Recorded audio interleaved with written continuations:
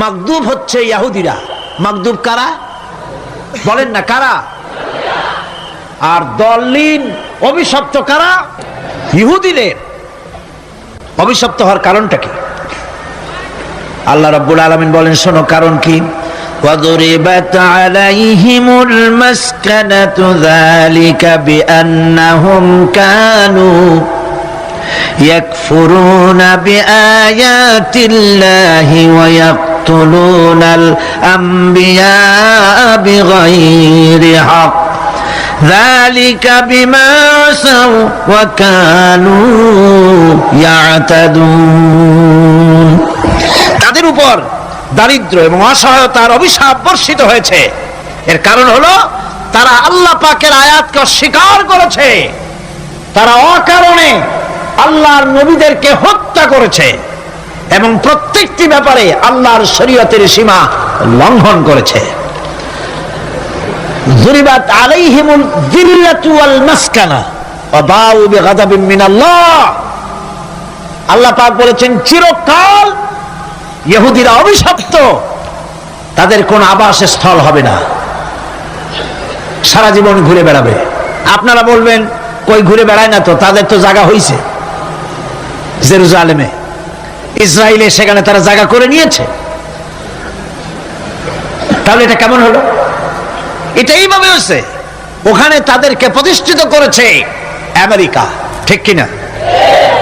আল্লাহ পাক কোরআন শরীফের মধ্যে বলেছেন, যদিও মানুষের সাহায্যে কোন জায়গায় তাদেরকে আল্লাহর ইচ্ছায় অথবা মানুষের সাহায্যে কোথাও যদি জায়গা হয়, অপমানের জীবন যাপন করতে হবে সারাটা জীবন, কিয়ামত পর্যন্ত দুঃখে দুঃখে মরতে হবে, দেশে দেশে ঘুরে বেড়াতে হবে ভিক্ষুকের মতো। সে অবস্থাই হয়েছে। আমেরিকা ওদের উপর থেকে হাত উঠায়নি। মধ্যপ্রাচ্যের আজকের 20 ফোড়া ইসরায়েল, আমেরিকা যদি তাদের রুবুবিয়াতে প্রতিপালনের হাতটা উঠায় নেয়, তাহলে আরব দেশে যত লোক আছে যুদ্ধ করা লাগবে না, এক পাশে গিয়ে পেশাব করলে ভাইসে লোহিত সাগরে চলে যাবে। সুতরাং এই ইহুদিদের পথ অনুসরণ করা যাবে না। ইহুদিরা অপরাধ করছিল কি? একটু আগেই বললাম, তারা আল্লাহর আয়াতকে অস্বীকার করেছে, তারা নবীদেরকে হত্যা করেছে, এটাই হলো তাদের অপরাধ। তারা শরীয়তের ব্যাপারে বাড়াবাড়ি করেছে। সুতরাং আল্লাহ পাক বলছেন, ইহুদিদেরকে ছাড়তে হবে, খ্রিস্টানদের অনুকরণ ছাড়তে হবে। ইহুদি খ্রিস্টান সকলের অনুকরণ ছেড়ে দিয়ে নিয়ামত প্রাপ্ত ওই 4 শ্রেণীর লোকের অনুসরণ করতে হবে, তাহলেই খাঁটি মুসলমান হওয়া যাবে। কাল আলহামদুলিল্লাহ। শুকর করা, কৃতজ্ঞতা প্রকাশ করার সূরা। এই সূরাটির মধ্যে মানুষ আল্লাহ পাকের অসীম অনুগ্রহের শুকরিয়া আদায় করে বলে প্রশংসার মাধ্যমে, এই জন্য এটার নাম হয়েছে সূরাতুশ শুকর। সূরাটির নাম আরেকটি নাম হচ্ছে সূরাতুদ দোয়া। এই সূরাটি একটি দোয়া, একটি প্রার্থনা, আল্লাহ পাকের কাছে প্রার্থনা করা হয়, সেজন্য এটার নাম হচ্ছে সূরাতুদ দোয়া। এর আরেকটি নাম হচ্ছে সূরাতুস সুআল, অর্থাৎ কামনা করার সূরা, আল্লাহর কাছে চাওয়ার সূরা। এই সূরায় অনেক কিছু আছে যা আল্লাহর কাছে চাওয়া হয়। এই সূরাটি, এর আরেকটি নাম হচ্ছে সূরাতুশ শিফা, অর্থাৎ প্রতিষেধক, রোগ ব্যাধি ইত্যাদি মুক্ত হওয়ার জন্য। সূরা ফাতিহা, আপনারা আল্লাহর ওলিদের কাছে, ওলামাদের কাছে যে যান, পানি নিয়ে, তেল নিয়ে, কালো জিরা নিয়ে, ওনারা যা পড়ে ফু দেন, সেই গোপন কথাটা বলে দেই, সেটা হচ্ছে সূরা ফাতিহা। সূরা ফাতিহা কোন কোন কিতাবে মুফাসসিরিন ইকরাম লিখেছেন, মুহাদ্দিসিনরা লিখেছেন যে দুরারোগ্য ব্যাধি, কোন ওষুধ ভালো হচ্ছে না, প্রতিদিন 40 বার করে সূরা ফাতিহা পড়ে পানিতে দম করে ফজরের পরে 41 দিন যদি এভাবে সেবন করে, সেই দম করা পানি দুরারোগ্য ব্যাধিও আল্লাহ পাক ভালো করে দিবেন। সুবহানাল্লাহ বিহামদি। এটা হচ্ছে সূরাতুশ শিফা। এটাকে বলা হয় সূরাতুস সালাত। নামাজ হবেই না সূরা ফাতিহা ছাড়া, নামাজ সূরা ফাতিহা ছাড়া হবে না।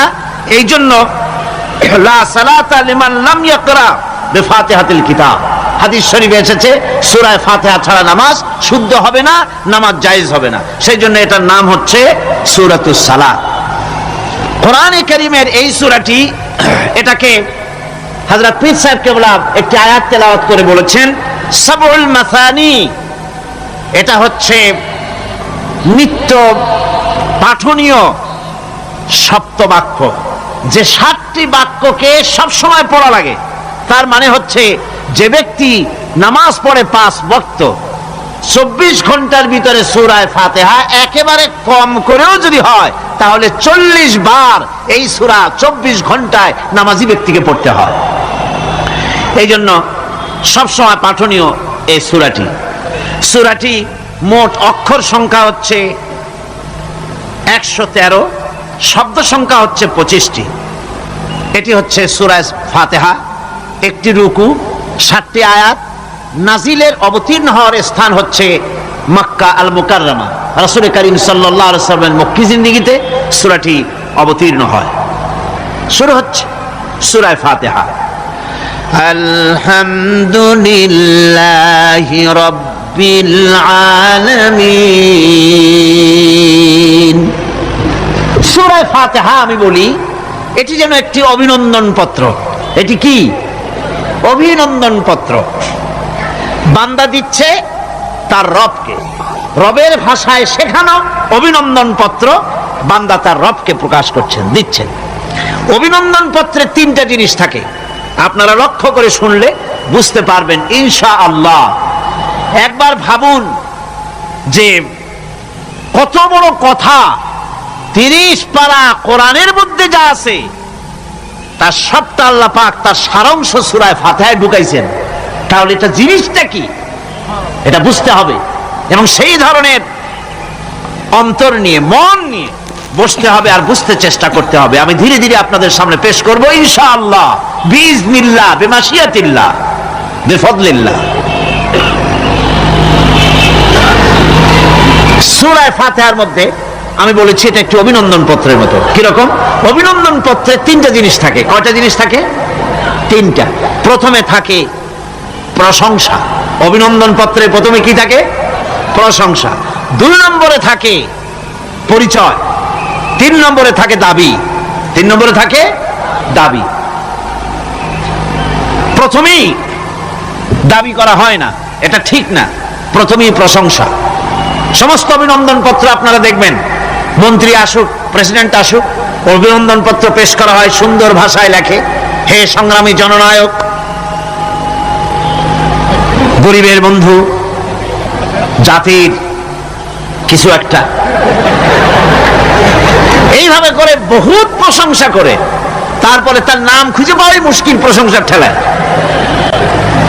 আপনার আগমনী বার্তায় আমাদের এই চট্টগ্রামের আকাশ বাতাস মুখরিত, আবাল বৃদ্ধ বনিতা আনন্দে উদ্বেলিত, কে কি করবে দিশে করতে পারছে না, এরকম প্রশংসা।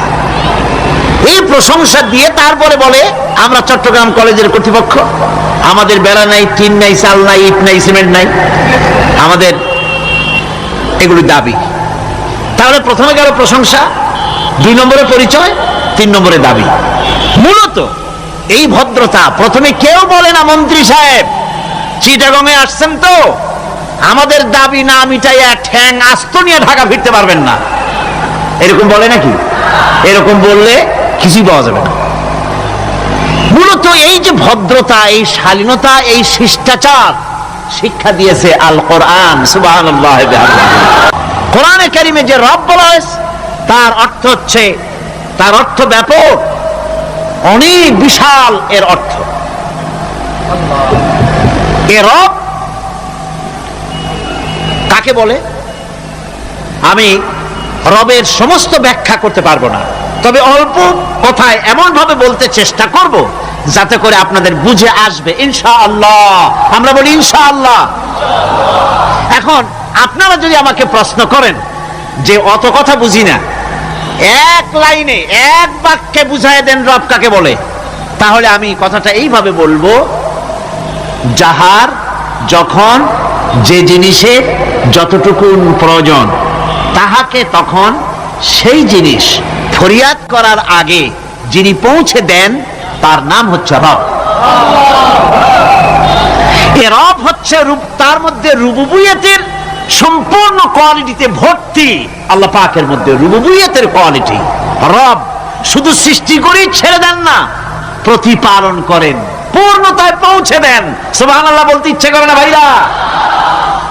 দেখেন আল্লাহ রাব্বুল আলামিন এমন রব, বাংলাদেশের কুকুর আর আমেরিকা ইউরোপের শীত প্রধান দেশের কুকুর একরকম নয়। আমাদের দেশের পশু ইউরোপ আমেরিকার শীত প্রধান দেশের পশু একরকম নয়। তার কারণ হলো আমাদের দেশে শীত কম, নাতিশীতোষ্ণ অঞ্চলের মধ্যে খানিকটা পড়ে যায়।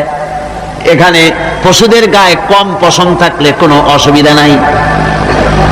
ভেড়া, ঘোড়া, কুকুর, বন্য প্রাণীকে কেউ তো কম্বল দেয় না, ল্যাপ দেয় না, রাজাই দেয় না, খাতা দেয় না, চাদর দেয় না। আল্লাহ রাব্বুল আলামিন তিনি এমন রব, শীত প্রধান দেশের পশুদের গায়ে পশম দিয়া চিরস্থায়ী কম্বল জড়ায় দিয়েছেন। এটা হচ্ছে রব।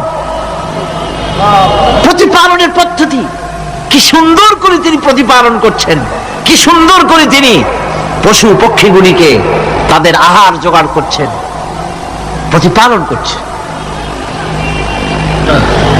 তিনি রব, মানুষকে সৃষ্টি করেছেন, আমাদেরকে সৃষ্টি করেছেন, সব প্রয়োজন মিটাইছেন। সুবহানাল্লাহ ওয়া বিহামদিহি, সকল প্রয়োজন মিটিয়েছেন, একটা জিনিস বাদ রাখেন না।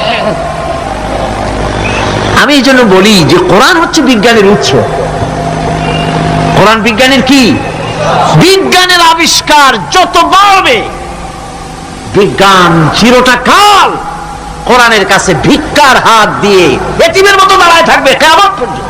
আল্লাহ বিহামদিহি, বিজ্ঞানীরা বলেছেন আমাদের এই পৃথিবীটা, আল্লাহ না করুন কখনো, আমাদের এই পৃথিবীটা যদি কোনো ব্ল্যাক হোলের আওতায় পড়ে, ওর রেঞ্জে আসে, তাহলে মাত্র 2 সেন্টিমিটারের মধ্যে পৃথিবীটা তার ঘনত্ব লাভ করে ব্ল্যাক হোলের মধ্যে অদৃশ্য হয়ে যাবে, হারায় যাবে, অস্তিত্ব থাকবে না। আল্লাহ পাক, আশ্চর্য লাগে আমার বিজ্ঞানের বইপত্র যখন পড়ি, আমার কাছে আশ্চর্য লাগে 1400 বছর আগে নবী কোন বিজ্ঞানাগারে পড়াশোনা করেন নাই, কোন সায়েন্স নিয়ে রিসার্চ করেন নাই। সেই নবীর মুখ থেকে এমন বিজ্ঞানময় কোরআন আল্লাহ বের করালেন, যা আজকের পৃথিবীর মডার্ন যুগের বিজ্ঞানীরা কোরআনের কাছে এতিম হয়ে দাঁড়ায় আছে। পৃথিবীর কোন বিজ্ঞানী বলতে পারবে না যে কোরআনে কারিমের অমুক আয়াতটা আনসাইন্টিফিক, এটা হাদিস আমাদের বিজ্ঞানের সাথে মিল খায় না, এমন কথা বলতে পারবে না। বরং কোরআন সার্টিফাই করবে তোমার এই বক্তব্য, তোমার এই থিওরি মোস্ট আনসাইন্টিফিক। কোরআন বলবে, ওরা বলতে পারবে না যে আয়াতটা আনসাইন্টিফিক। সুতরাং কোরআন হচ্ছে মহান বিজ্ঞানময়, কোরআন হচ্ছে আল্লাহ পাকের দেওয়া এক মহান বিধান, যে কোরআনের কারণে আল্লাহ পাক আমাদেরকে হেদায়েত দান করেছেন। সুতরাং এই কোরআন হচ্ছে, কোরআনের মধ্যে যা আছে, গোটা কোরআনে যা আছে সব সূরা ফাতিহায় আছে। সুবহানাল্লাহ ওয়া বিহামদিহি। আল্লাহ পাক বলছেন আলহামদুলিল্লাহি রাব্বিল আলামিন। মহব্বতের সাথে পড়েন সবাই, আলহামদুলিল্লাহি রাব্বিল আলামিন। সমস্ত প্রশংসা, যাবতীয় প্রশংসা সে আল্লাহ পাকের, যিনি তামাম জাহানের পালনেওয়ালা রব। আল্লাহ পাক তার কাছে যখন বান্দা আলহামদুলিল্লাহি রাব্বিল আলামিন বলে, তখন প্রশ্ন হয় যে তার যার প্রশংসা তুমি করছো, তোমরা করছো, তার কি আরো কোনো গুণকীর্তন আছে নাকি? আমরা বলি আর রহমানির রহিম, তিনি পরম দাতা এবং দয়ালু। রহমান এবং রহিম দুটি হচ্ছে সমঅর্থবোধক, প্রায় কাছাকাছি অর্থবোধক শব্দ। অসীম মেহেরবান এবং বিশেষ করুণাময় তিনি, যিনি রহমান এবং রহিম। রহমান রহিম আল্লাহ পাকের দুটি গুণবাচক নাম। রহমান অপেক্ষা রহিম অপেক্ষা রহমান, এটা হচ্ছে বেশি ব্যাপক অর্থবোধক, যার জন্য তাফসীরে বলা হয়েছে আর রহমানু যুর রাহমাতিশ শামিলা বিজামিল খালায়েক ফিদ দুনিয়া ওয়াল মুমিনিনা ফিল আখিরাহ। অর্থাৎ রহমান তিনি, যিনি এমন রহমতের মালিক যা বিশেষত গোটা বিশ্বের সমস্ত মানুষের জন্য প্রযোজ্য। আর রহিম হচ্ছে শুধু কিয়ামতের দিন পৃথিবীতে রহমান, তিনি দয়াবান পৃথিবীর সমস্ত মানুষের জন্য, এবং কিয়ামতে শুধু মুমিনদের জন্য। রহমান কিয়ামতে শুধু মুমিনদের জন্য। আর রহিম হচ্ছে আর রহিম যুর রাহমাতি শামিলা লিল মুমিনিনা ইয়াউমিল কিয়ামা। রহিম হচ্ছে শুধুমাত্র কিয়ামতের দিন আল্লাহ রাব্বুল আলামিন শুধু মুমিন লোকদের জন্য এই বিশেষ দয়া কিয়ামতের দিন করবেন। এখন রহমান হচ্ছেন পৃথিবীর সমস্ত মানুষের জন্য, সমস্ত প্রাণীর জন্য। তার দান থেকে কেউ বঞ্চিত থাকবে না, সকলের জন্য তার দানের দরজা অবারিত, উন্মুক্ত। এই পৃথিবীর বুকে আমরা দেখতে পাই মানুষ তার বন্ধুদেরকেই দেয়, শুধু সরকার হোক আর সাধারণ মানুষ হোক, আপনজনদেরকে নিজের দলকেই বেশি নেয়। কথা ঠিক কিনা? নিজের দলের প্রতি, আত্মীয় স্বজনের প্রতি স্বজন প্রিয়তা মানুষের শরীরের ভিতরে রোগ হিসাবে কাজ করে, আর এভাবে করে নিজের দল আর আত্মীয় স্বজনকে বেশি করে সুযোগ সুবিধা দেয়। শত্রুকে কেউ দেয় না, শত্রুকে কেউ ডেকে ডেকে কোনো জিনিস দিতে চায় না বা দেয় না। আল্লাহ রাব্বুল আলামিন এমন রহমান, এমন দয়াবান, এমন মেহেরবান, যারা তার ইবাদত করে, যারা তাকে স্বীকার করে, আল্লাহ বলে তাকে যারা সেজদা দেয়, আল্লাহ পাক তাদেরকেও দেন। আর যারা আল্লাহকে অস্বীকার করে, আল্লাহ রাব্বুল আলামিনকে মানে না, তার গুণাবলী কি স্বীকার করে না, তার অস্তিত্ব স্বীকার করে না, তারপরেও আল্লাহ রাব্বুল আলামিন কোন নাফরমান বান্দাকেও রহমত থেকে বঞ্চিত করেন না। সে যেই হোক, বেনামাজি হোক, মুরতাদ হোক, নাস্তিক হোক, তারপরে আল্লাহর অনুগ্রহ থেকে সে বঞ্চিত থাকে না। কথা ঠিক কিনা? বরং এটাই আমরা দেখি, নামাজি, দিনদার, পরেজগার মানুষ তার বরং কম থাকে, সে বরং কম পায়। বাড়ি নাই, ঘর নাই, কলকারখানা নাই, আর নামাজ রোজা করে না, হজ যাকাত করে না, আল্লাহর সাথে বিরোধিতা করে, আল্লাহরে মানেই না, বলে দেয়ার ইজ নো গড, স্রষ্টা বলতে কেউ নাই। ইট, ড্রিঙ্ক এন্ড বি মেরি, এই হচ্ছে তাদের থিওরি, তাদের দর্শন, তাদের ফিলসফি। এই জাতীয় লোকগুলি বরং দেখা যায় তারা ক্ষমতা পায়, বাড়ি হয়, গাড়ি হয়, কল হয়, কারখানা হয়, সম্মান পায়। এটা কেন? এর কারণ হচ্ছে আল্লাহ রাব্বুল আলামিন এই পৃথিবীর কোনো মূল্য দেন না। এই পৃথিবীর মূল্য যদি আল্লাহ পাকের কাছে একটা মশার দানার তুল্য যদি হতো, আল্লাহ পাক বিদ্রোহীদেরকে, কাফেরদেরকে এক ঢোক পানি আল্লাহ পাক গিলতে দিতেন না। এবার চিন্তা করেন, আল্লাহর ব্যাপারে যে দৃষ্টান্তটা দেওয়া হয়েছে, দৃষ্টান্তটা কত গুরুত্বপূর্ণ। মশার দানার তুল্য, মশার দানার তুল্য এই পৃথিবীর দাম নাই আল্লাহর কাছে। আপনাকে যদি কেউ 10 লক্ষ মশার দানা বহু কষ্ট করে জোগাড় করিয়া যদি কেউ দেয়, তাহলে আপনি কয় টাকা দিয়ে কিনবেন? 4 পয়সা দিয়েও একজনে বলছে 4 পয়সাও দিবে না। তাহলে বোঝেন এর কোনো মূল্য নাই। একটা মশার দানার তুল্য মূল্য আল্লাহ পাক এই পৃথিবীর দেন না, যার কারণে অবারিত উন্মুক্ত হস্তে আল্লাহ পাক সমস্ত মানুষের জন্য, প্রাণী জগতের জন্য তিনি করুণা করেছেন সকলকে। এই করুণাময় রহমান আল্লাহ পাক, তিনি গুনাহগারদেরকে, যারা আল্লাহ পাকের ফরমাবরদারি করতেছে, তাদেরকে সকলকে আল্লাহ পাক সমানভাবে তার জিনিসগুলিকে তিনি দিয়ে দিচ্ছেন। তাই রহমতের মধ্যে আছে স্নেহ, আছে প্রীতি, আছে অনুগ্রহ। আল্লাহ পাকের রহমতটা কি জিনিস?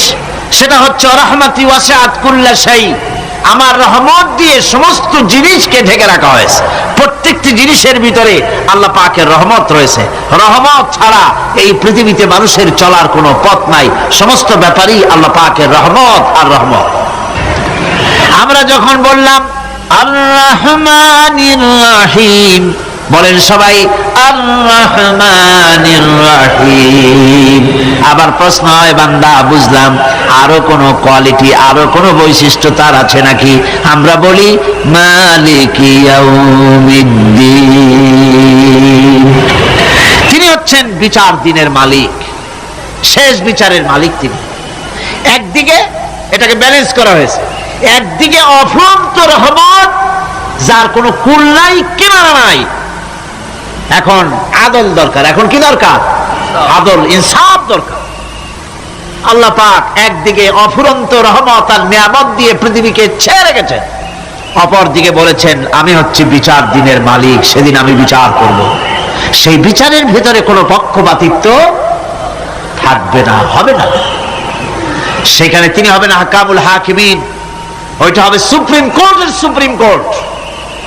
সেই পরকালে, সেই কিয়ামতের মাঠে আপনাকে আমাকে সকলকে উপস্থিত হতে হবে, নাকি হবে না? সবাইকে উঠতে হবে। এই দিন শব্দটি কোরআনে কারিমে বহু জায়গায় বলা হয়েছে এবং বিভিন্ন অর্থে ব্যবহার করা হয়েছে। যেমন দিন শব্দের অর্থ প্রভাব, প্রতিপত্তি, আধিপত্য, ইতাআত, বন্দিগি, দাসত্ব, আনুগত্য, নীতি, পথ, পন্থা, হিসাব, ফায়সালা, প্রতিদান, প্রতিফল, এরকম অনেক অর্থ, অনেক অর্থে দিন শব্দ কোরআনে কারিমের মধ্যে ব্যবহৃত হয়েছে। কিন্তু এখানে মালিক ইয়াউমিদ্দিন, এই দিন এখানে ব্যবহার করা হয়েছে প্রতিফল অর্থে। প্রতিফলের দিন, যেদিন প্রতিফল দেওয়া হবে, তিনি হচ্ছেন সেই দিবসের অধিপতি, সেই দিবসের মালিক। সূরা ইনফিতারে আল্লাহ পাক বলছেন ওয়ামা আদরাকা মা ইয়াউমুদ্দিন সুম্মা মা আদরাকা মা ইয়াউমুদ্দিন। বিচারের দিনটি কি তা তোমাকে কে জানালো? আবার জিজ্ঞেস করছি, তোমাকে কে জানালো বিচারের দিনটা কি? আল্লাহ পাক জবাবে বলছেন বিচারের দিনটা হচ্ছে ইয়াউমা লা তামলিকু নাফসুন লিনাফসিন শাইআন ওয়াল আমরু ইয়াউমা ইযিন লিল্লাহ। বিচারের দিন হচ্ছে এমন দিন যেদিন কেউ নিজেকে রক্ষা করতে পারবে না, কারো থেকে কেউ নিজেকে রক্ষা করতে পারবে না, নিজেকে কেউ নিজের জন্য কাউকে সাহায্যকারী পাবে না। আর সমগ্র ব্যাপারটি নিরঙ্কুশ ভাবে আল্লাহ রাব্বুল আলামিনের হাতে থাকবে। সেই দিনটার নাম কিয়ামত, সেটার নাম পরকাল, সেটার নাম হচ্ছে বিচারের দিন। যেদিন কর্তৃত্ব হবে কেবলমাত্র কার? আল্লাহ পাক। সেই দিনটা হচ্ছে কর্মফল পাওয়ার দিন। লাহা মা কাসাবাত ওয়া আলাইহা মা কাসাবাত। প্রত্যেক মানুষই সে উপার্জন অনুসারে সেখানে ফল পাবে। যেমন কর্ম তেমন ফল পাবে, ব্যক্তি হিসাবে পাবে, দল হিসাবে পাবে। তিলকা উম্মাতুন ক্বাদ খালাত লাহা মা কাসাবাত ওয়া লাকুম মা কাসাবতুম ওয়া লা তুসআলুনা আম্মা ইয়ামালুন। প্রত্যেক মানুষই তার উপার্জন অনুসারী ফল পাবে। যা সে পাবে তা নিজের উপার্জন ছাড়া আর কিছুই না, আর যে ফল পাবে সেটাও তার উপার্জন। সুতরাং কিয়ামতের দিন আল্লাহ মানুষের উপরে কোনো জুলুম করবেন না, অত্যাচার করবেন না। আল্লাহ পাক তো তার বান্দার জন্য জুলুমকারী নন, ঠিক কিনা? আল্লাহ পাক বলছেন মান আমিলা সালিহান ফালিনাফসিহি ওয়া মান আসাআ ফাআলাইহা ওয়া মা রাব্বুকা বিযাল্লামিন লিল আবিদ। যে ব্যক্তি পুণ্য কাজ করলো সে নিজের কাজে, নিজের স্বার্থেই তা করলো। আমরা যে নামাজ পড়ি এটা কি আল্লাহর স্বার্থ? কথা কন, আল্লাহর স্বার্থ?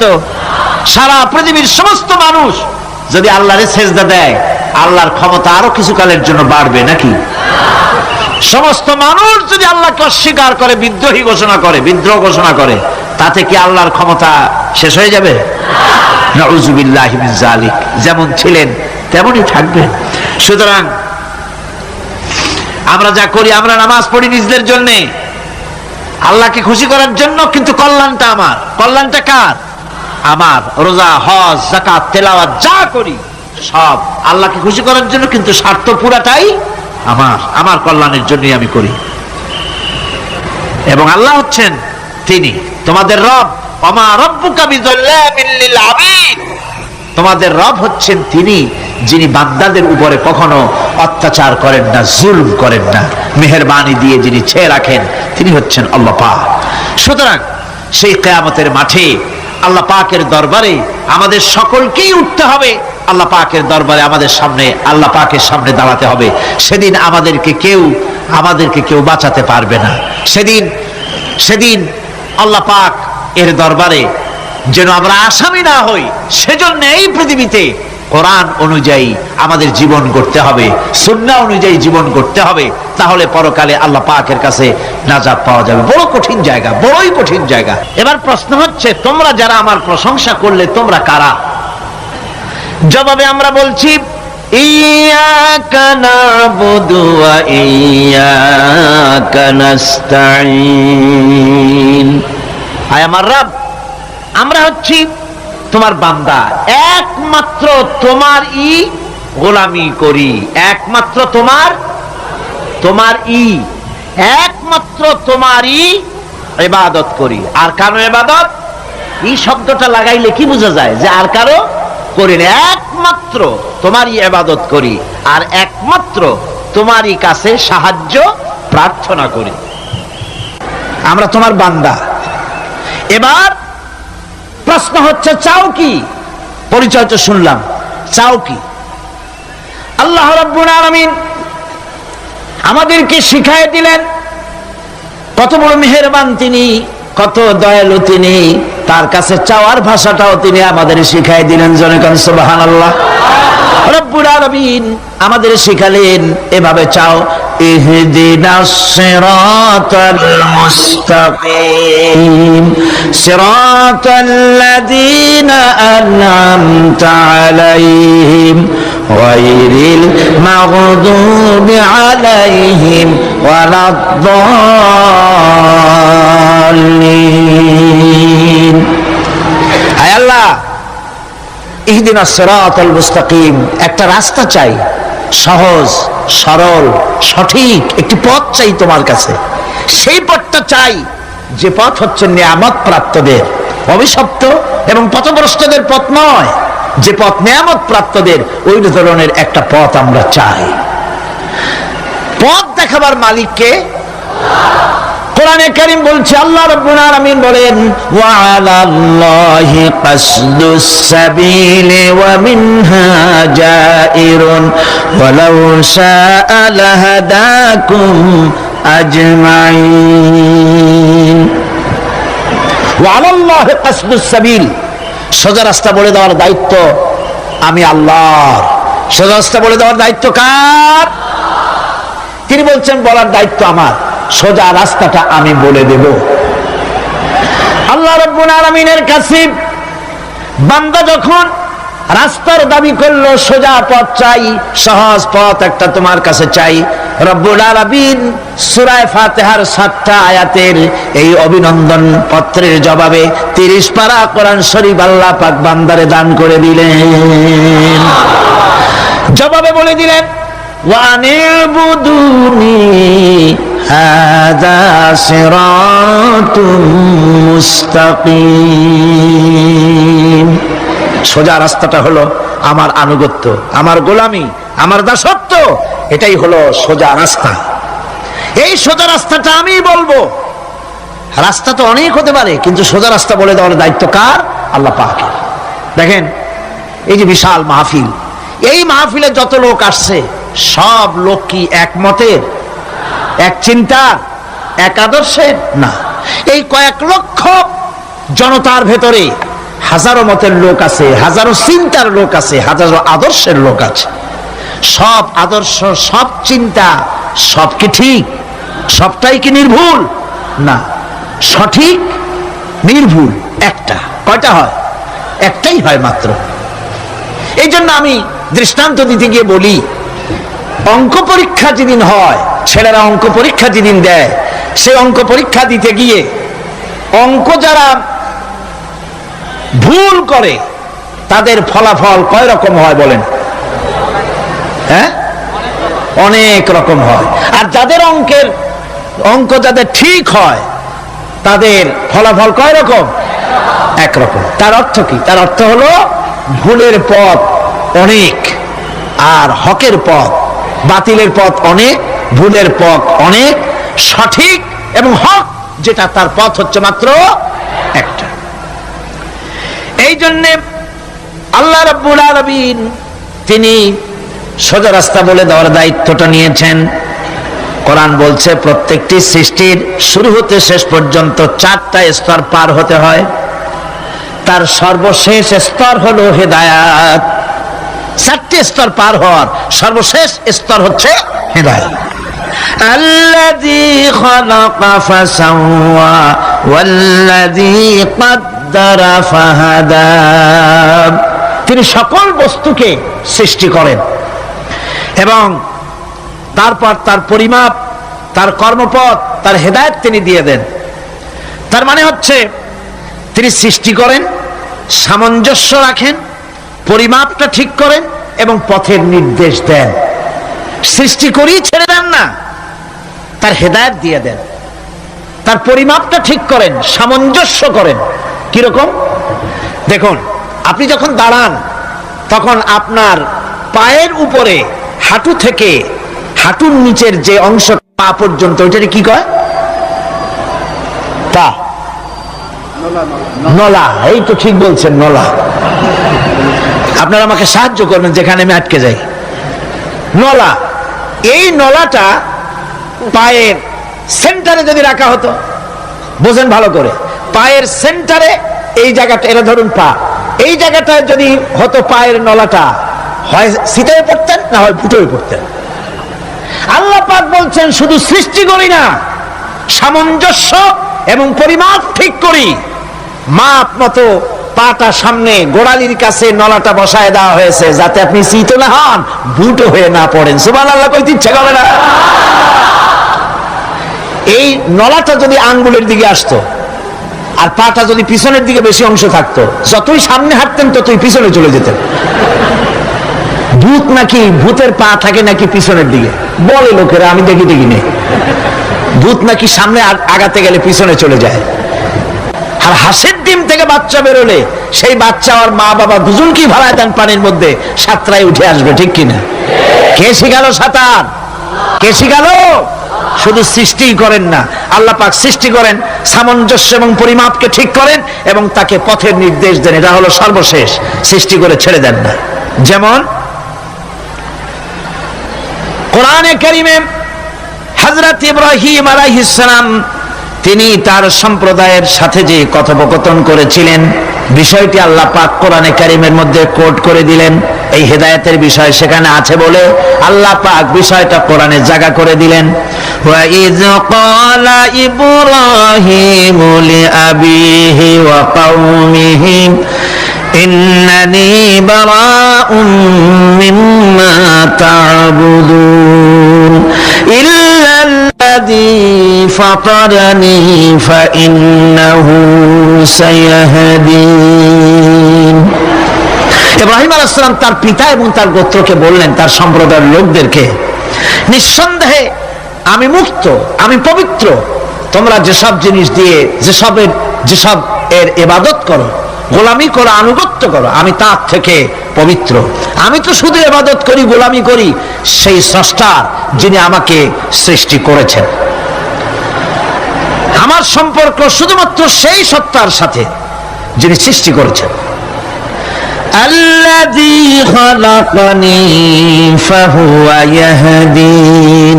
যিনি আমাকে সৃষ্টি করে শুধু সৃষ্টি করেন নাই, আমাকে হেদায়েত দিয়েছেন, আমাকে পথের দিশা দিয়েছেন। ওয়াল্লাযী হুয়া ইউতঈমুনি ওয়া ইয়াসকিন। যিনি আমাকে সৃষ্টি করেছেন, তিনি হেদায়েত দিয়েছেন, আর আমি যখন তৃষ্ণার্ত হই তিনি আমাকে পান করান, আমি যখন ক্ষুধার্ত হই তিনি আমাকে আহার দেন। ওয়া ইযা মারিতু ফাহুয়া ইয়াশফিন। আর যখন অসুস্থ হই তখন তিনি আমাকে রোগ মুক্ত করে দেন। সুবহানাল্লাহি ওয়া বিহামদিহি। ইন্না হাদাইনাহুস সাবিলা ইম্মা শাকিরান ওয়া ইম্মা কাফুরা। নিশ্চয়ই আমি তাদেরকে তাদের কর্মপন্থা প্রদান করেছি, আমি তাদেরকে হেদায়েত দিয়েছি, চলার পথের দিশা দিয়েছি। এখন ইচ্ছে করলে সে কৃতজ্ঞ হতে পারে, ইচ্ছে করলে অকৃতজ্ঞতার পথও অবলম্বন করতে পারে। আমি তাকে হেদায়েত দিয়ে দিয়েছি, পথ দেখিয়ে দিয়েছি। ডান এবং বাঁ দুটি রাস্তা আল্লাহ পাক দেখিয়ে দিয়েছেন। আসহাবুল ইয়ামিন, আসহাবুশ শিমাল, একটা ডানপন্থী আর একটা বামপন্থী। আমাদের দেশে কিছু লোক আছে নাম মুসলমান, কিন্তু বলে যে আমরা বামপন্থী আন্দোলন করি, অথচ সমস্ত ডানপন্থীদের জায়গা হবে জান্নাতে যদি জান্নাতের আমল করতে পারে। ডানপন্থীদের নেতা হচ্ছেন দুনিয়ার সমস্ত পয়গম্বরেরা, আর বামপন্থীদের নেতা হলো শয়তান। বামপন্থীদের নিয়ে শয়তান যাবে কিয়ামতে জাহান্নামে। আল্লাহ পাক রাস্তা বলে দিয়েছে। আল্লাহ রাব্বুল আলামিন বলেন, আলাম নাজআল লাহু আইনাইনি ওয়া লিসানান ওয়া শাফাতাইন ওয়া হাদাইনাহুন নাজদাইন। আমি কি তোমাদের দুটি চক্ষু দেইনি, দেখার জন্য দুটো চোখ দেই নাই? আমি কি তোমাদেরকে কথা বলার জন্য দুটো ঠোঁট দেইনি? এরপরে আমি কি তোমাদেরকে ভালো মন্দ বোঝার জন্য আমি কি হেদায়েত দেইনি? ভালো মন্দ সবটা বোঝার জন্য আমি তোমাদেরকে হেদায়েত দিয়েছি। সুতরাং এই হেদায়েতের রাস্তা ছেড়ে দিয়ে তোমরা নিজেদেরকে গোমরাহির মধ্যে ডুবিয়ে দিও না। আমার দেওয়া হেদায়েতের রাস্তায় নিজেদেরকে পরিচালিত করার জন্য প্রচেষ্টা করো। সিরাতুল মুস্তাকিম, এজন্য মডেল দরকার। কার অনুসরণ করব? আল্লাহ পাক শিখায় দিলেন, সিরাতাল্লাযীনা আন'আমতা আলাইহিম। পড়েন সবাই, সিরাতাল্লাযীনা আন'আমতা আলাইহিম গায়রিল মাগদুবি আলাইহিম ওয়ালাদ-দাল্লিন। আয় আল্লাহ, অনুগ্রহপ্রাপ্ত দল, সেই রাস্তা অনুগ্রহপ্রাপ্তদের রাস্তা চাই। তোমার মনোনীত ব্যক্তি অনুগ্রহপ্রাপ্ত যারা, তাদের পথ অনুসরণ করতে চাই। নবী বলুন, আমি তোমাদের মতো মানুষ, আমার উপরে ওহী আসে, ইন্নামা আনা বাশারুম মিসলুকুম, তোমাদের মতো মানুষ। একটু ভালো করে বিষয়টা বোঝেন। আরো বলেছি আমি, আজকে আবার স্মরণ করায় দেই। আল্লাহ শিখাই দিচ্ছেন, বলুন আমি তোমাদের মতো মানুষ, ফেরেশতা নই, জিন নই, আমার কাছে ওহী আসে। পার্থক্য এখানে। তবে আরো পার্থক্য আছে, সেটা হচ্ছে আমরা হচ্ছি সাধারণ মানুষ, নবীরা হচ্ছেন অসাধারণ মানুষ। সুবহানাল্লাহ। আমরা হচ্ছি মানব, রাসূল আল্লাহর পয়গম্বররা হচ্ছেন মহামানব। কথা বুঝে আসছে? তার মানে হলো আমরা সাধারণ মানুষ। সাধারণ মানুষেরা গুনাহ করতে পারে, ভুল করতে পারে, সব রকমের গুনাহ করতে পারে। নবীরা কোনো গুনাহ করতে পারেন না। আল্লাহ পাক তাদের দিয়ে গুনাহ করান না। আল্লাহ পাক ফেরেশতা দিয়ে, আপন কুদরত দিয়ে নবীদেরকে হেফাজত করেন। সুবহানাল্লাহ। হযরত ওমর রাদিয়াল্লাহু তাআলা আনহু, আমিরুল মুমিনিন, খলিফাতুল মুসলিমিন, হযরত ওমর ইবনুল খাত্তাব বলেন রাদিয়াল্লাহু তাআলা আনহু। সুবহানাল্লাহ। কোথা থেকে আল্লাহ কোথায় নিয়ে গেছেন? নবীর হত্যা করতে আসছিলেন, আর আল্লাহ তারে কোথায় নিয়ে গেছেন? সুবহানাল্লাহ। নবীজি বলেছেন, লা নবিয়্যা বাদি ওয়ালা রাসূলা, আমার পরে নবীও হবে না, রাসূল হবে না। যদি কেউ নবী বা রাসূল হইতো, ওমরে আল্লাহ নবী বানাই দিতেন। সুবহানাল্লাহ। সেই ওমরের কতটুকু জানি আমরা? অনেক কিছুই জানি না। খালি ইসলাম কবুল করছিল কেমনে, এই ঘটনা ছাড়া অনেক আলেমরাও জানেন না, ইল্লা মাশাআল্লাহ। যারা পড়াশোনা করেন তারা জানেন। ইখওয়ানুল মুসলিমিনের, ইখওয়ানুল মুসলিমুন এর ওস্তাদ, এর মুর্শিদ ওমর তিলমিসানি রাহমাতুল্লাহ আলাইহি, তিনি হযরত ওমরের এক জীবনী লিখেছেন। জীবনীর নাম হলো শহীদ মেহরাব ওমর ইবনুল খাত্তাব। কি বলেন, দারুণ নাম না? খুব সুন্দর নাম, শহীদ মেহরাব ওমর ইবনুল খাত্তাব রাদিয়াল্লাহু তাআলা আনহু। মেহরাবের মধ্যে তিনি শহীদ হয়েছিলেন। এটি আরবি বই, আরবির থেকে উর্দু হয়েছে। এটি বাংলায় ছিল না, আল্লাহর মেহেরবানি এটা বাংলাও হয়ে গেছে, আলহামদুলিল্লাহ বলেন। শহীদ মেহরাব ওমর ইবনুল খাত্তাব, আল কোরআন একাডেমি লন্ডন। হযরত ওমর রাদিয়াল্লাহু তাআলা আনহুর এই বহুল বিশাল জীবনী গ্রন্থ বের করে বাংলা ভাষীদেরকে কৃতজ্ঞতা পাশে আবদ্ধ করেছে। আলহামদুলিল্লাহ বলেন। আপনারা কিনবেন, এখানে লাইব্রেরির সমূহতে এসে গেছে, কিনবেন, হযরত ওমর সম্পর্কে জানবেন। হযরত ওমর রাদিয়াল্লাহু তাআলা আনহু অন্ধকার রাত্রে একদিকে যাচ্ছিলেন, পেছনে কিছু লোক ছিল। হঠাৎ করে তিনি প্রশ্ন করলেন, আচ্ছা তোমাদের মধ্যে কেউ কি বলতে পারো কোরআনে কারীমের মধ্যে সব থেকে হতাশা ব্যঞ্জক আয়াত কোনটি? অন্ধকারের ভেতরে একজনে জবাব দিলেন, ফামান ইয়ামাল মিসকালা যাররাতিন খায়রান ইয়ারাহ ওয়া মান ইয়ামাল মিসকালা যাররাতিন শাররান ইয়ারাহ। এর অর্থ হলো, যদি কেউ যাররা পরিমাণ, সরিষা পরিমাণ ভালো কাজ করে কিয়ামতে সেটা দেখতে পাবে, আর যদি সামান্য সরিষা পরিমাণ গুনার কাজও করে, খারাপ কাজ করে, সেটা দেখতে পাবে। এই আয়াতটি যখন নাজিল হয়, এই সূরা যখন নাজিল হয়, হযরতে আবু সাঈদ খুদরি রাদিয়াল্লাহু তাআলা আনহু তিনি রাসূলুল্লাহকে প্রশ্ন করলেন, ইয়া রাসূলুল্লাহ, আল্লাহ যে আয়াত নাজিল করলেন, কিয়ামতের দিন আমি কি আমার এমনকি ছোট্ট পাপও কি দেখতে পাবো? আল্লাহর নবী বললেন, আল্লাহ বলেছেন অবশ্যই দেখতে পাবা। হযরতে আবু সাঈদ খুদরি রাদিয়াল্লাহু তাআলা আনহু চিৎকার করে কেঁদে উঠলেন, বললেন, তাহলে তো আমি মরেই যাব। আমার ছোট্ট পাপটাও যদি আমি দেখি কিয়ামতে, আমি তো মরে যাব।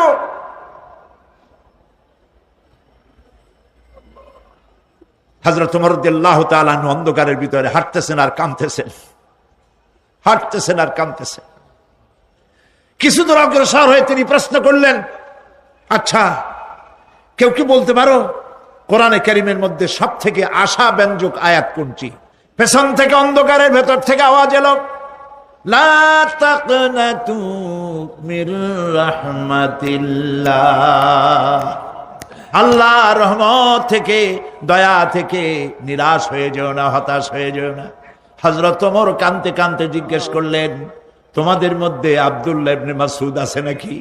হযরত আব্দুল্লাহ ইবনে মাসউদ বললেন, আমি তো বললাম, আমি জবাব দিলাম। সুবহানাল্লাহ। রাইসুল মুফাসসিরিন হযরত আব্দুল্লাহ ইবনে মাসউদ রাদিয়াল্লাহু তাআলা আনহু, তার পা খুব ছোট ছিল। হাদিস শরীফে এসেছে, সাহাবীরা তার পা দেখে একটু মুস্কি মুস্কি হাঁটতেছিল, এত ছোট পা। নবী করিম সাল্লাল্লাহু আলাইহি ওয়াসাল্লাম বললেন, আব্দুল্লাহ ইবনে মাসউদের পা ছোট দেখে হেসো না, কিয়ামতের দিন আব্দুল্লাহ ইবনে মাসউদের ছোট্ট পাটা উহুদ পাহাড়ের চাইতে ওজন বেশি হয়ে যাবে। সুবহানাল্লাহ, সুবহানাল্লাহ। প্রিয় ভাই সব, এই হচ্ছে নবী করিম সাল্লাল্লাহু আলাইহি ওয়াসাল্লাম। তিনি মানুষের সামনে এসব কথাগুলি পরিষ্কার করে বলে দিয়েছেন। সেদিন কোন উপায় থাকবে না, সেই কিয়ামতের মাঠ। واتقوا يوما لا تجزي نفس عن نفس شيئا ولا يقبل منها شفاعة ولا يؤخذ منها عدل ولا هم ينصرون। সেদিন কেউ কারো সাহায্যে এগিয়ে আসবে না। প্রিয় ভাই সব, অসহায়, এর ইংরেজি হচ্ছে হেল্পলেস। সেদিন গত শুক্রবার এক পুলিশ সমাবেশে আমার জুমার খুতবা ছিল, কয়েক হাজার পুলিশ ছিল সেখানে। আমি আলোচনার মধ্যে এই আলোচনাটা সেখানে আসলো। বললাম, এই পৃথিবীতে আক্ষরিক অর্থে কোনো মানুষ হেল্পলেস হয় না, অসহায় হয় না। কেউ না কেউ সহায় হয়েই যায়, হয় স্বামী, না হয় পিতা, না হয় ছেলে, না হয় মেয়ে, না হয় আত্মীয়, না হয় সরকার। কেউ না কেউ সহায় হয়েই যায়। একেবারে হেল্পলেস এটা পৃথিবীতে হয় না। অসহায় কারে বলে? কিয়ামতের মাঠে মানুষ তা টের পাবে। আল্লাহ তাআলা কিয়ামতের দিন তুমি আমাদেরকে অসহায় করে দিও না। কিয়ামতের দিন তুমি আমাদের জন্য সহায় হয়ে যেও।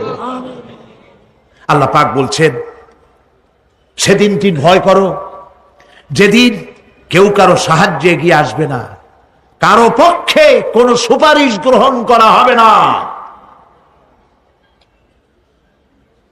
কারো কাছ থেকে কোনো বিনিময় গ্রহণ করা হবে না, কাউকে কোনো সাহায্য করা হবে না।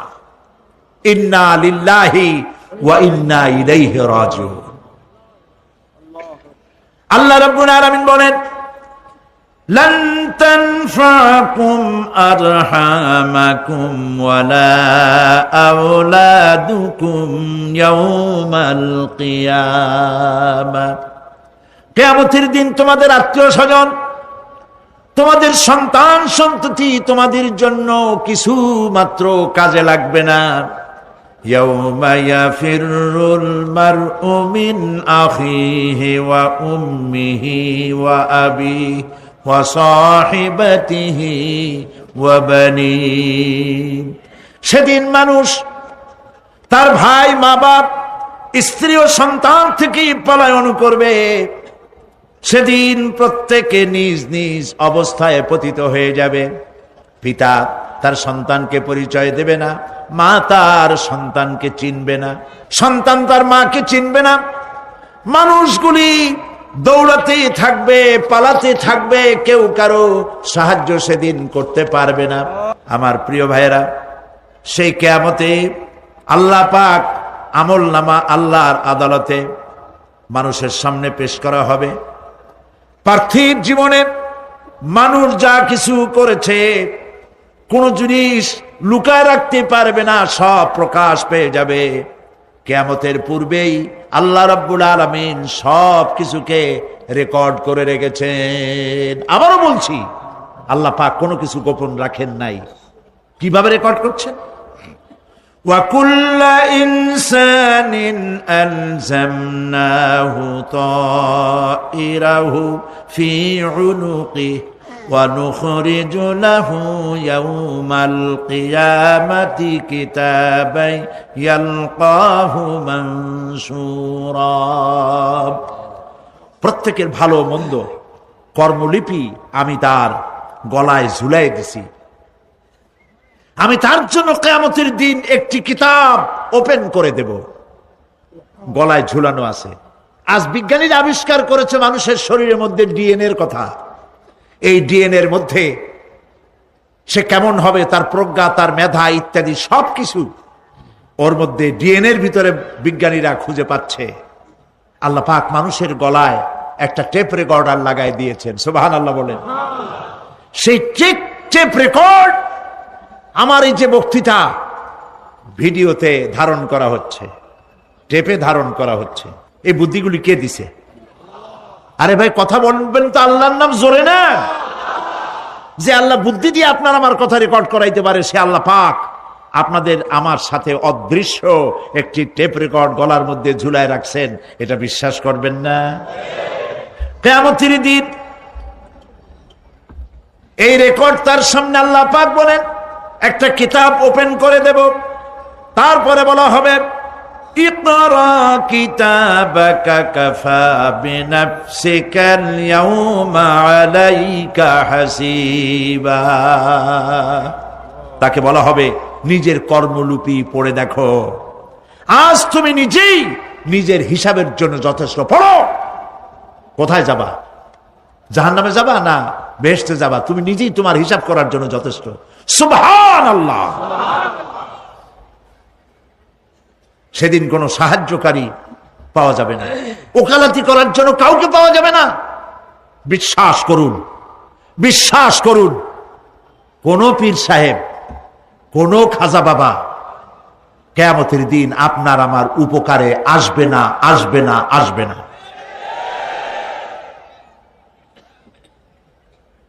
আমল ভালো হবে, আল্লাহ ক্ষমা করবেন। আমল ভালো নাই, পীর সাহেবরা কিচ্ছু করতে পারবেন না।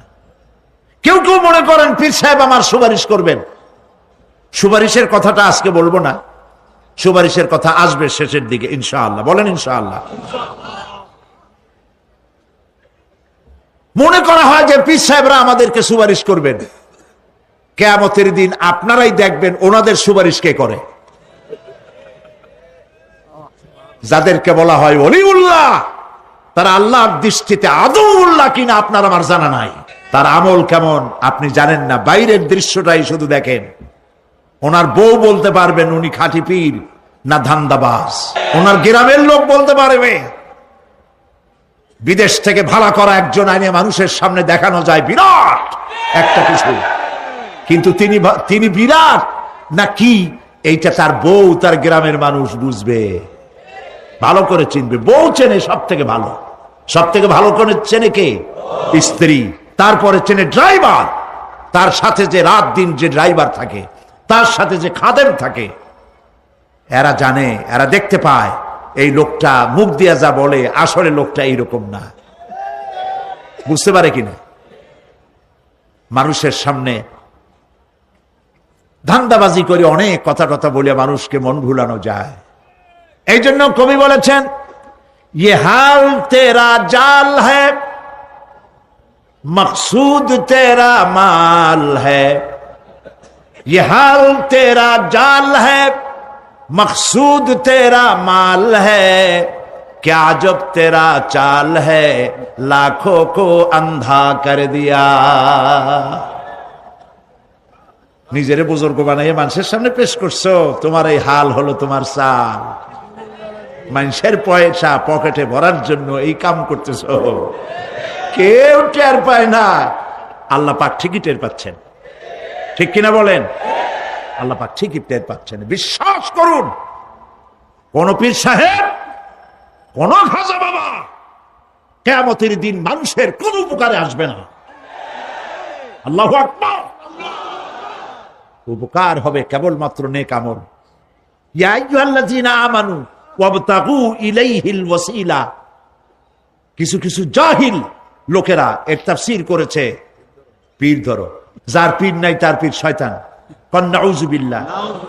যদি এইটা সত্য হবে তাহলে ইমাম আবু হানিফার পীরকে, ইমাম শাফিঈর পীরকে, ইমাম আহমদ বিন হাম্বলের পীরকে, যারা এই কথা বলে তারা শয়তানের ওয়াসওয়াসায় নিমজ্জিত। ওয়াবতাগু ইলাইহিল ওয়াসিলা এর তাফসীর হচ্ছে আয় আমলে সালেহ, নেক কাজের ওসিলা ধরো। কি কাজের ওসিলা ধরো? নেক কাজের ওসিলা ধরো। কারণ কিয়ামতের দিন আল্লাহ পাক আরো পরিষ্কার করে বলছেন, লান তানফাকুম আরহামুকুম ওয়ালা আওলাদুকুম ইয়াউমাল কিয়ামাহ। কিয়ামতের দিন সন্তান সন্ততি আর সম্পদ কোনো কাজে লাগবে না, এগুলি কোনো উপকার হবে না মানুষের জন্য। আর সেখানে উৎকোচেরও কোনো কারবার চলবে না। এই পৃথিবীতে উৎকোচ দিয়ে অনেক কাম করা যায়, কিন্তু কিয়ামতে চলবে না। আল ইয়াউমা লা ইয়ানফাউ মালুন ওয়ালা বানুন। সুবহানাল্লাহ, সুবহানাল্লাহ। যেখানে কিয়ামতের দিন ধন, সন্তান, সন্ততি কোনো কাজে লাগবে না। আল্লাহ মানুষকে সতর্ক করতেছেন, মা ইয়ালফিযু মিন কাওলিন ইল্লা লাদাইহি রাকীবুন আতীদ। মানুষ এমন কোন কথা বলে না যা আমার ফেরেশতারা রেকর্ড করে না রাখে। যা করো তাও লেখা হয়, যা বলো তাও লেখা হয়ে যায়। দুনিয়ায় গোয়েন্দা বিভাগ আছে, আমার দেশে গোয়েন্দা বিভাগ আছে না? কি নাম কত দুই একটা আন্দাজে কইলো আছে।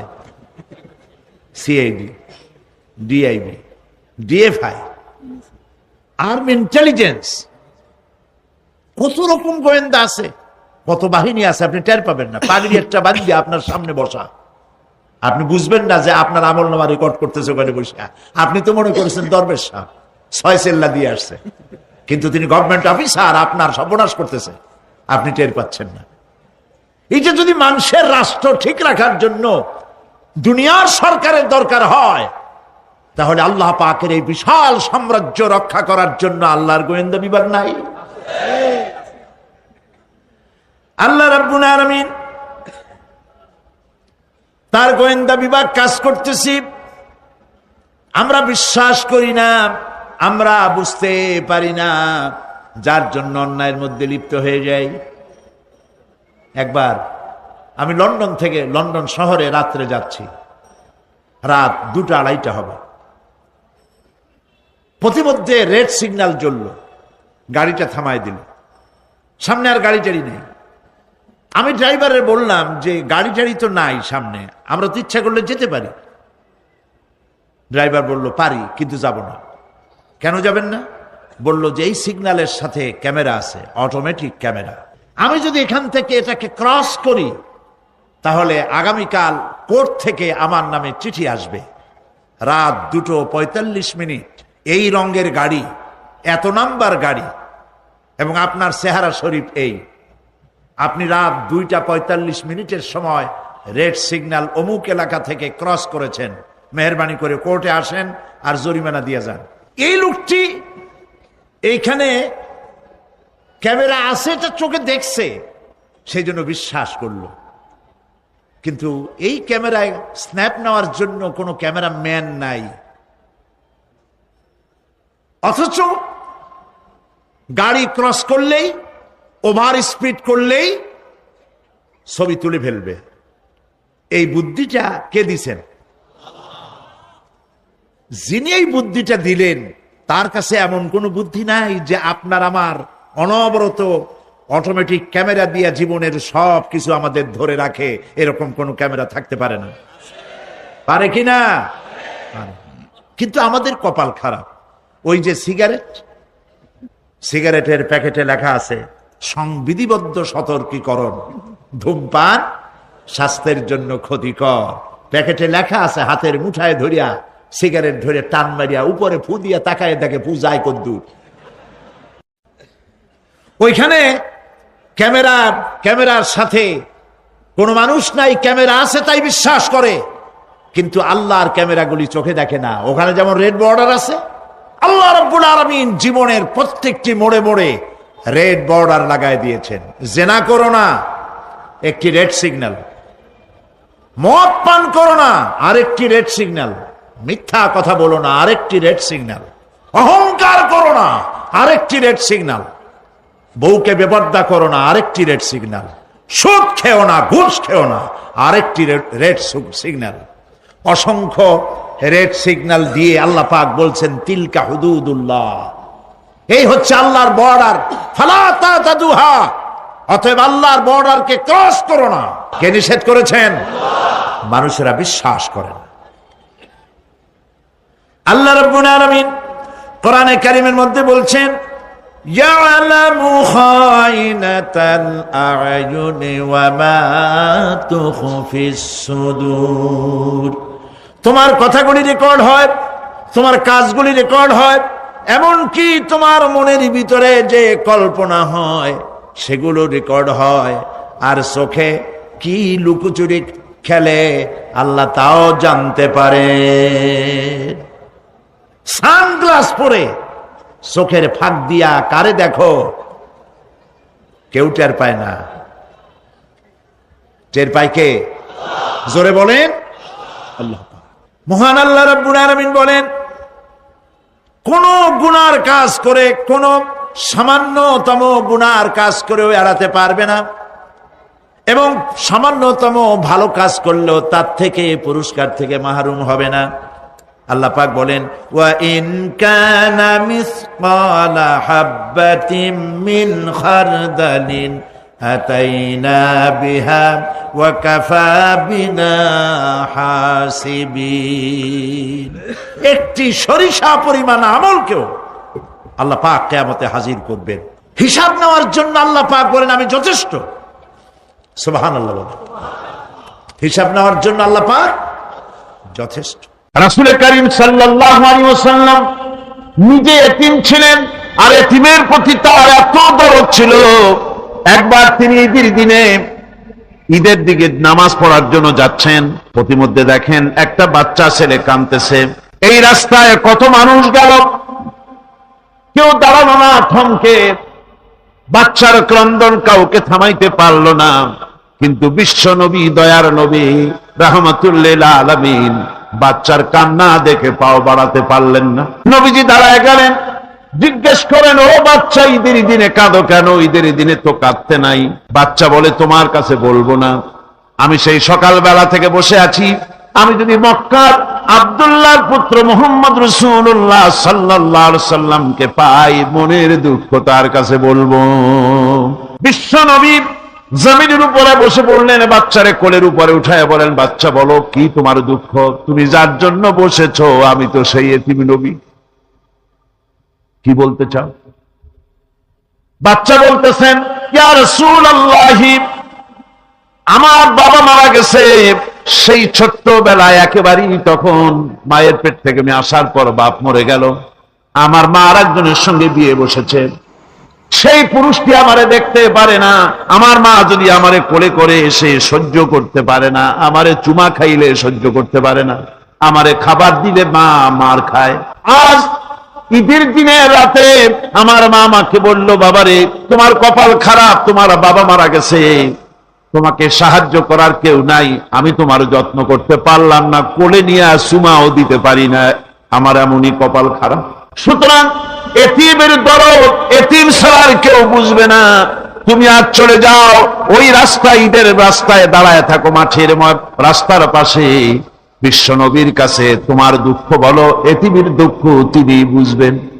আমি মায়ের কথা মতো এই জায়গায় এতক্ষণ বসে আছি, হুজুর আপনি দয়া করে, আমার কথা তো আপনার কাছে বললাম, আমার মনের এই দুঃখ। নবীজি বাচ্চার কথা শুনতেছিলেন, চোখ দিয়া পানি পড়তেছিল, বাচ্চাকে বুকের সঙ্গে জড়িয়ে ধরে নবীজি বলেন, ও এতিম, মুহাম্মদ সাল্লাল্লাহু আলাইহি ওয়াসাল্লাম যদি তোমার পিতা হন আর হযরতে আয়েশা যদি তোমার মা হয়ে যায়, বলো তোমার মনের দুঃখ মেটে নাকি? ছেলে দুঃখে কেঁদে উঠলো আর বলল, ইয়া রাসূলুল্লাহ, আপনি যদি আমার পিতা হন আর আয়েশা যদি আমার মা হয়ে যায়, এর থেকে বড় সৌভাগ্যের আমার তো আর কিছুই নাই। নবীজি এতিমকে বাড়ি নিয়ে গিয়ে হযরতে আয়েশার হাতে তুলে দিয়ে বললেন, আয়েশা রে, পবিত্র ঈদের দিনে আল্লাহ রাব্বুল আলামিন তোমার জন্য একটা উপহার পাঠিয়েছেন, এটা যত্ন করো। এতিমের প্রতি দরদ রাখার জন্য আল্লাহ রাব্বুল আলামিন বলেছেন, এতিম, মিসকিন, বিধবা, অসহায় লোক, তাদের প্রতি যাতে করে মুসলিম সমাজ লক্ষ্য রাখে, সেজন্য আল্লাহ পাক নির্দেশ করেছেন। বুখারী এবং মুসলিম শরীফের হাদিসে এসেছে, আস-সাই আলাল আরমারাত ওয়াল মিসকিন কাস-সাই ফি সাবিলিল্লাহ। বিধবাদের জন্য, মিসকিনের জন্য কেউ যদি কোনো উদ্যোগ গ্রহণ করে, কেউ কোনো সাহায্য দেয়, জিহাদের ময়দানে জিহাদ করে আল্লাহর রাস্তায় যে সওয়াব পাওয়া যায়, যে মর্যাদা পাওয়া যায় আল্লাহর কাছে, এটি মিসকিন বিধবাকে সাহায্য করলে সেই সওয়াব আল্লাহ রাব্বুল আলামিন আমলনামায় দিয়ে দেন। তার চরিত্রই প্রমাণ করে, নবীদেরকে বাইয়ানাত দেওয়া হয়েছে, এমন চরিত্র আচার আচরণ দেওয়া হয়েছে যাতে করে লোকেরা অভিভূত হয়ে যায়, আকৃষ্ট হয়ে যায়। হযরতে যায়েদ, তিনি তো কৃতদাস ছিলেন, হারায় গেলেন বাপ মা থেকে, আর এরপরে কুদরতকারে মুহাম্মদ সাল্লাল্লাহু আলাইহি ওয়াসাল্লামের ঘরে উঠায় দিল। তিনি তখন আল্লাহর নবী, তখন নবুয়তের দায়িত্ব পান নাই। যায়েদের পিতার কাছে খবর হয়ে গেল, যায়েদ আছে রাসূলের বাড়িতে, মুহাম্মদ সাল্লাল্লাহু আলাইহি ওয়াসাল্লামের বাড়ি মক্কায়। তারা এসে হুজুরের সঙ্গে দেখা করে বললেন, মুহাম্মদ সাল্লাল্লাহু আলাইহি ওয়াসাল্লাম, জানতে পেরেছি আপনার কাছেই আমাদের ছেলে যায়েদ আছে, মেহেরবানি করে তাকে আমাদেরকে ফিরায় দেন। হুজুর বলেন, যায়েদ যদি তোমাদেরকে চিনতে পারে আর যদি যেতে চায়, আমার পক্ষ থেকে কোনো আপত্তি নাই, অবশ্যই যাবে। তবে যায়েদ যদি যেতে না চায়, আমি এমন লোক নই যে কেউ আমার কাছে থাকতে চাইলে আমি জোর করে তাকে ছেড়েও দিতে পারি না, আমি তেমন লোক নই। পিতা বললেন, আপনি অবশ্যই যুক্তিপূর্ণ কথা বলেছেন। হযরতে যায়েদকে আনা হলো। হুজুর বললেন, তুমি কি চেনো এদেরকে? যায়েদ বললেন, চিনি, ইনি আমার বাবা, উনি আমার চাচা। যায়েদের পিতা বলেন, বাবারে বাড়ি চলো, তোমার মা কেঁদে কেঁদে হয়রান, চলো বাড়ি যাই, বাড়ির যা কিছু আছে সব তোমাকে ফিরিয়ে দেওয়া হবে। হযরতে যায়েদ বলতেছেন, পিতা বাড়িতে যা আছে তাই শুদ্ধ, তামাম দুনিয়াটা যদি আমারে দেওয়া হয়, এই লোকটির কাছে থেকে যে ব্যবহার পেয়েছি আমি এই লোকের কদম ছেড়ে যেতে পারি না। তার চরিত্রই প্রমাণ করেছিলেন নবী, কি ব্যবহারটা পেয়েছেন। হযরত আনাস রাদিয়াল্লাহু তাআলা আনহু ছোট মানুষ, 8 বছর বয়সের সময় হুজুরের খাদেম হয়ে হুজুরের বাড়িতে আসছেন। আচ্ছা, 8 বছর বয়সের কিশোর ভুল তো করতেই পারে।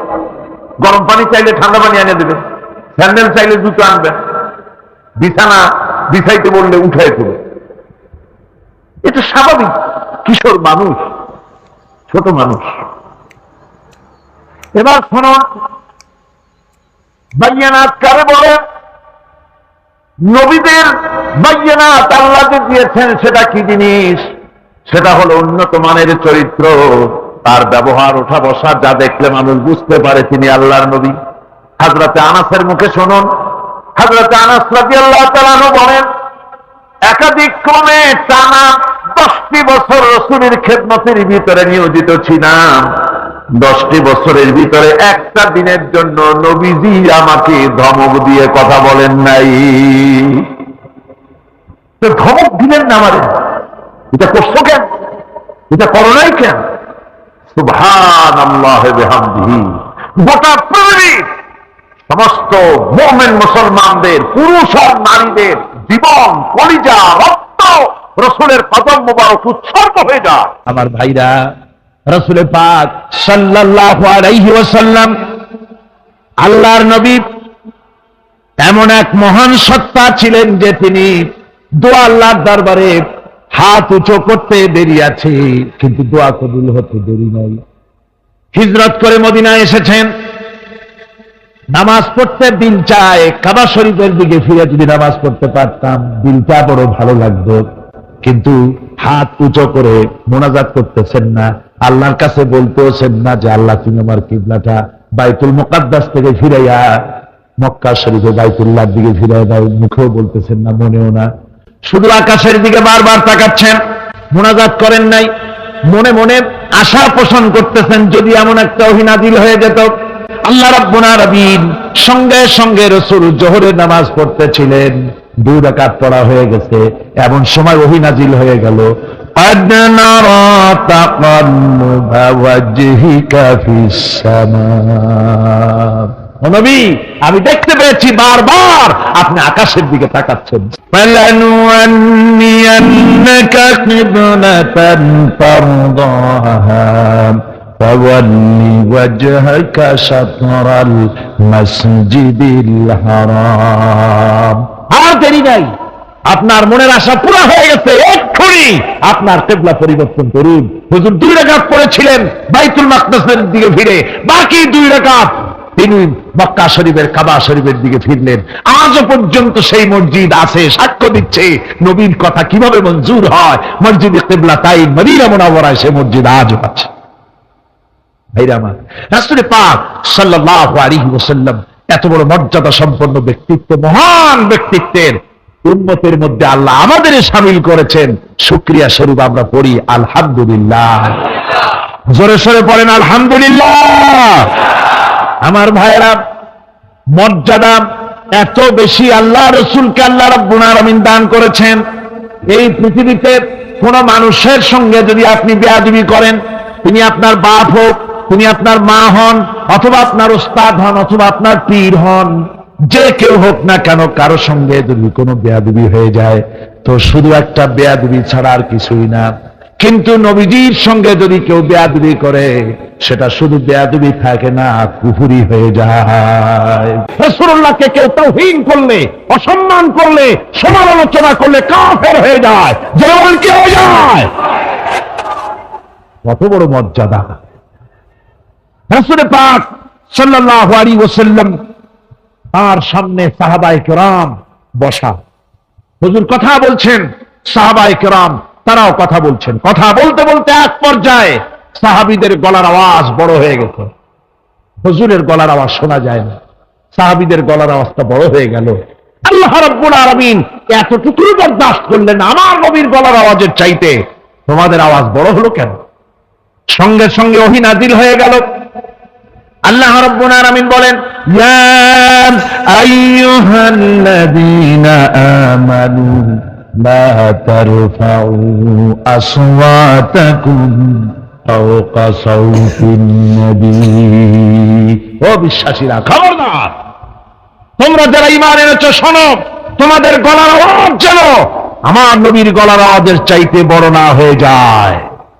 যদি তা হয় আনতাহবাতা আমালুকুম, জীবনের সমস্ত ভালো কাজগুলি আমি আল্লাহ বরবাদ করে দেব।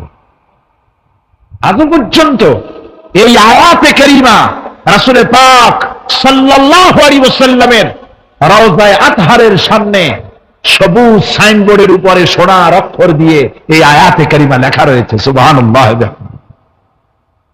সর্বকালের, সর্বযুগের সর্বশ্রেষ্ঠ মহামানব, সর্বশ্রেষ্ঠ বিশ্বনবী, আল্লাহর পরে যার মর্যাদা, তিনি হচ্ছেন মুহাম্মদ রাসূলুল্লাহ সাল্লাল্লাহু আলাইহি ওয়াসাল্লাম। দুলির ধরা থেকে রাসূলকে আরশে আজিমে নিয়ে যাওয়া হবে। বোরাক এলো। বোরাক হচ্ছে বারকুন থেকে উৎপত্তি। এর অর্থ হচ্ছে বিজলি, বৈদ্যুতিক গতি সম্পন্ন। ঘোড়ার চাইতে ছোট, খচ্চরের চাইতে বড়, এই জাতীয় একটা প্রাণীর মতো হযরতে জিবরাইল নিয়ে আসলেন। আমাদের দেশে কারো কারো বাড়িতে আয়নায় বান্দামে থাকে এই ছবিটা। ঘোড়া আছে, দুইটা ডানা আছে, মাথাটা মেয়ে লোকের মতো, চুলগুলো ঝুলে পড়ছে, নিচে লেখা আছে হাজা বুরাকুন নবী সাল্লাল্লাহু আলাইহি ওয়াসাল্লাম। আন্দাজে কোথায় পাইছে আল্লাহ? মিথ্যে কথা, বাজে কথা। আল্লাহ এরকম একটা মেয়ে লোক মার্কা ঘোড়া পাঠাইছিল হুজুরকে নেওয়ার জন্য, এটা কথা হইল? রাসূলকে মক্কা থেকে, উম্মে বাবে উম্মে হানি থেকে হুজুরকে বের করে নিয়ে যাওয়া হলো বাইতুল মাকদাসে। সমস্ত পয়গম্বর, দুনিয়া আল্লাহ যাদের পাঠিয়েছিলেন, সমস্ত রূহ উপস্থিত ছিল সেখানে। রাসূল করিম সাল্লাল্লাহু আলাইহি ওয়াসাল্লাম এখান থেকে মেরাজ করলেন। এতটুকু ছিল ইসরা। কোরআনে কারীম বলছে, আজকের কারি সাহেব যেখান থেকে তেলাওয়াত করেছিলেন, সুবহানাল্লাযী আসরা বিআবদিহি লাইলাম মিনাল মাসজিদিল হারামি ইলাল মাসজিদিল আকসা। সুবহানাল্লাযী, সমস্ত দুর্বলতা, অক্ষমতা থেকে মুক্ত সেই সত্তা যিনি তার বান্দাকে ইসরা করিয়েছেন, মেরাজ করিয়েছেন। সুবহানাল্লাহ। সমস্ত দুর্বলতা, অক্ষমতা থেকে মুক্ত তিনি পার করে নিয়ে গিয়েছেন। আর পরে মুহূর্তের ভিতরে মহাশূন্য পাড়ি দিয়ে, সেই মহাশূন্য মানে কি? এইখান থেকে সূর্য কত দূরে? 9,30,00,000 মাইল দূরে এখান থেকে সূর্য।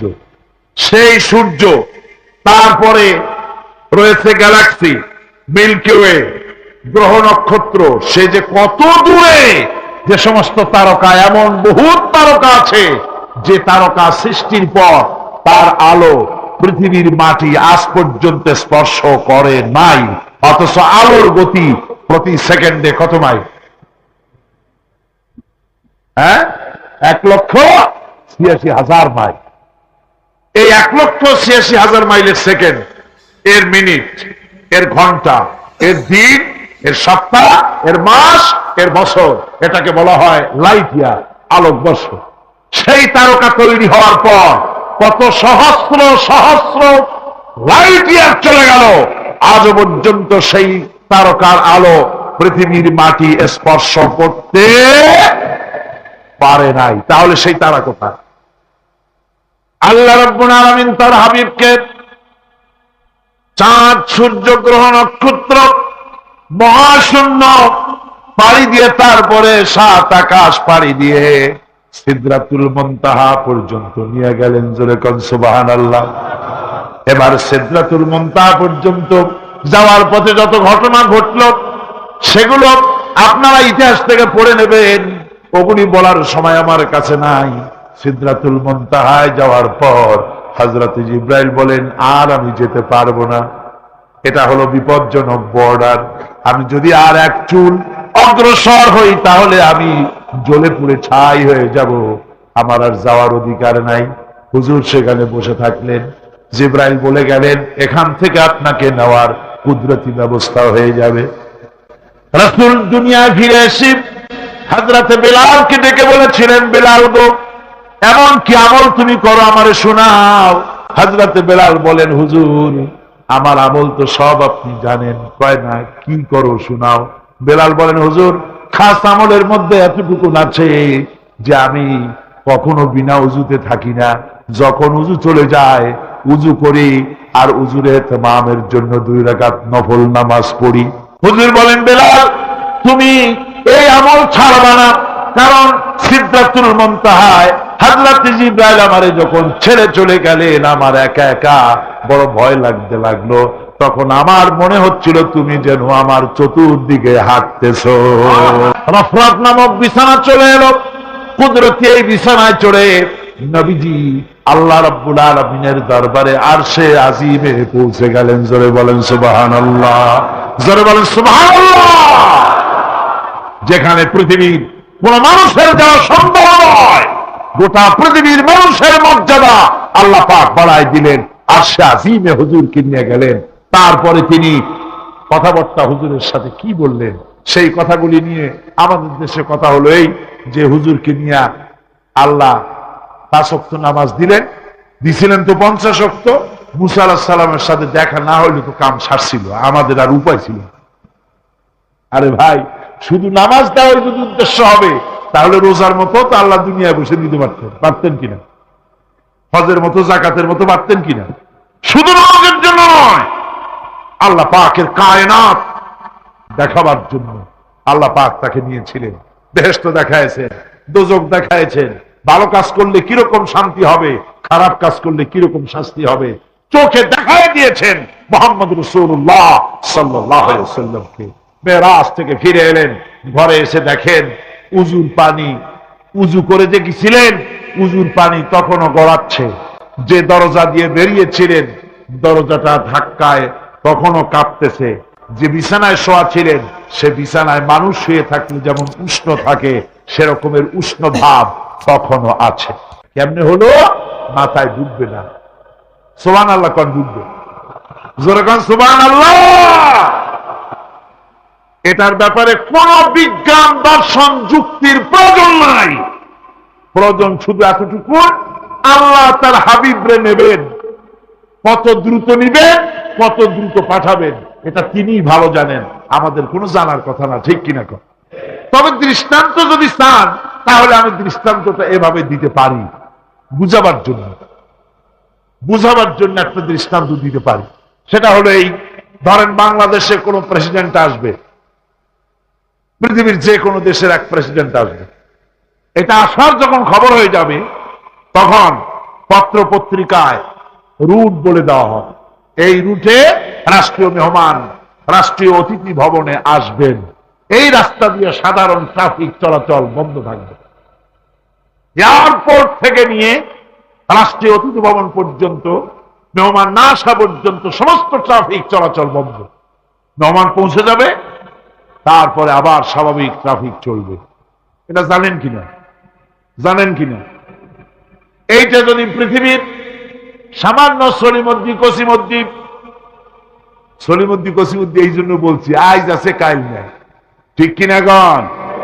আজ মন্ত্রিত্ব গেল, কালকে রাস্তায় দাঁড়ায় বলবে রিক্সাওয়ালা আমার একটু নেওয়া, বাজারে মাছ কিনতে যাবো। ঠিক কিনা? সুতরাং এদের তো কোনো মর্যাদা নাই, আজ আছে কাল নাই। এই দুনিয়ার সলিমদ্দি কসিমদ্দির জন্য যদি এভাবে ট্রাফিক চলাচল বন্ধ করে দেওয়া হয় তাহলে আকাশ এবং জমিনে আল্লাহ রাব্বুল আলামিনের সর্বশ্রেষ্ঠ মেহমান জনাবে মুহাম্মদ রাসূলুল্লাহ সাল্লাল্লাহু আলাইহি ওয়াসাল্লাম, এই মেহমান আল্লাহর দরবারে যাবেন। আল্লাহ যদি বলে দিয়ে থাকেন, আল্লাহ যদি হুকুম করে থাকেন, সময়ের গতি, বার্ষিক গতি, আহ্নিক গতি, আকাশের গতি, সূর্যের গতি, সময়ের গতি, রাত 3:45 10 সেকেন্ড, এখন সমস্ত গতি স্তব্ধ হয়ে যা। আমার হাবিব আমার দরবার থেকে ঘুরে যখন ঘরে ফিরে যাবেন আবার 3:45 11 থেকে শুরু হয়ে যাবি। তায়েফের ময়দানে আমার রাসূল রক্ত দিয়েছেন। আমি সেই তায়েফ সফর করেছি। সেই তায়েফ, আমি তায়েফের ইতিহাস হাদিসে পড়েছি, চোখে দেখি নাই। তায়েফের চিত্র নিজের চোখে দেখে প্রাণ ভরে কেঁদেছি, যেখানে রসুলের রক্ত পড়েছে। 3টি জায়গায় রসুলের রক্ত পড়েছে।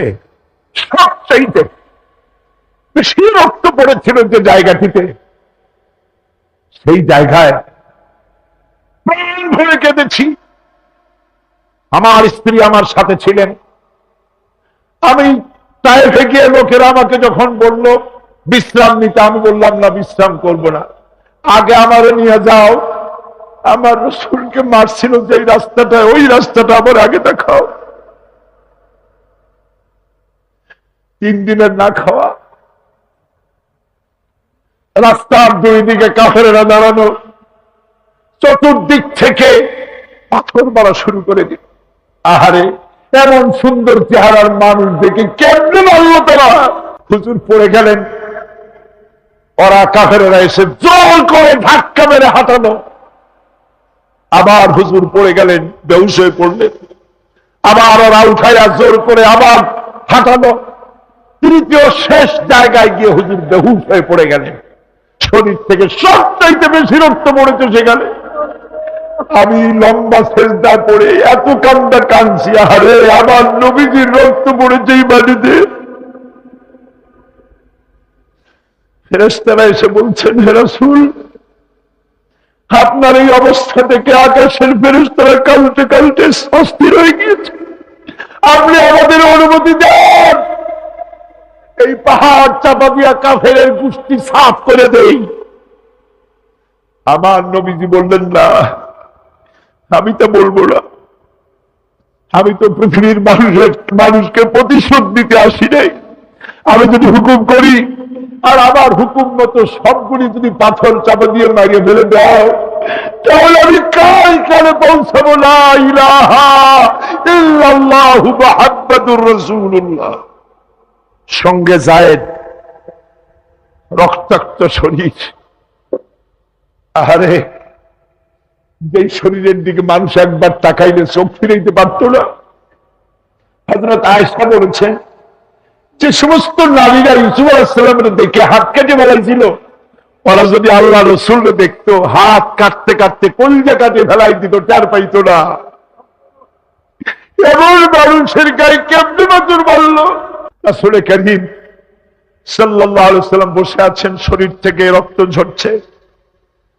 বুখারী শরীফে এসেছে, আত্তাস নামক এক যুবক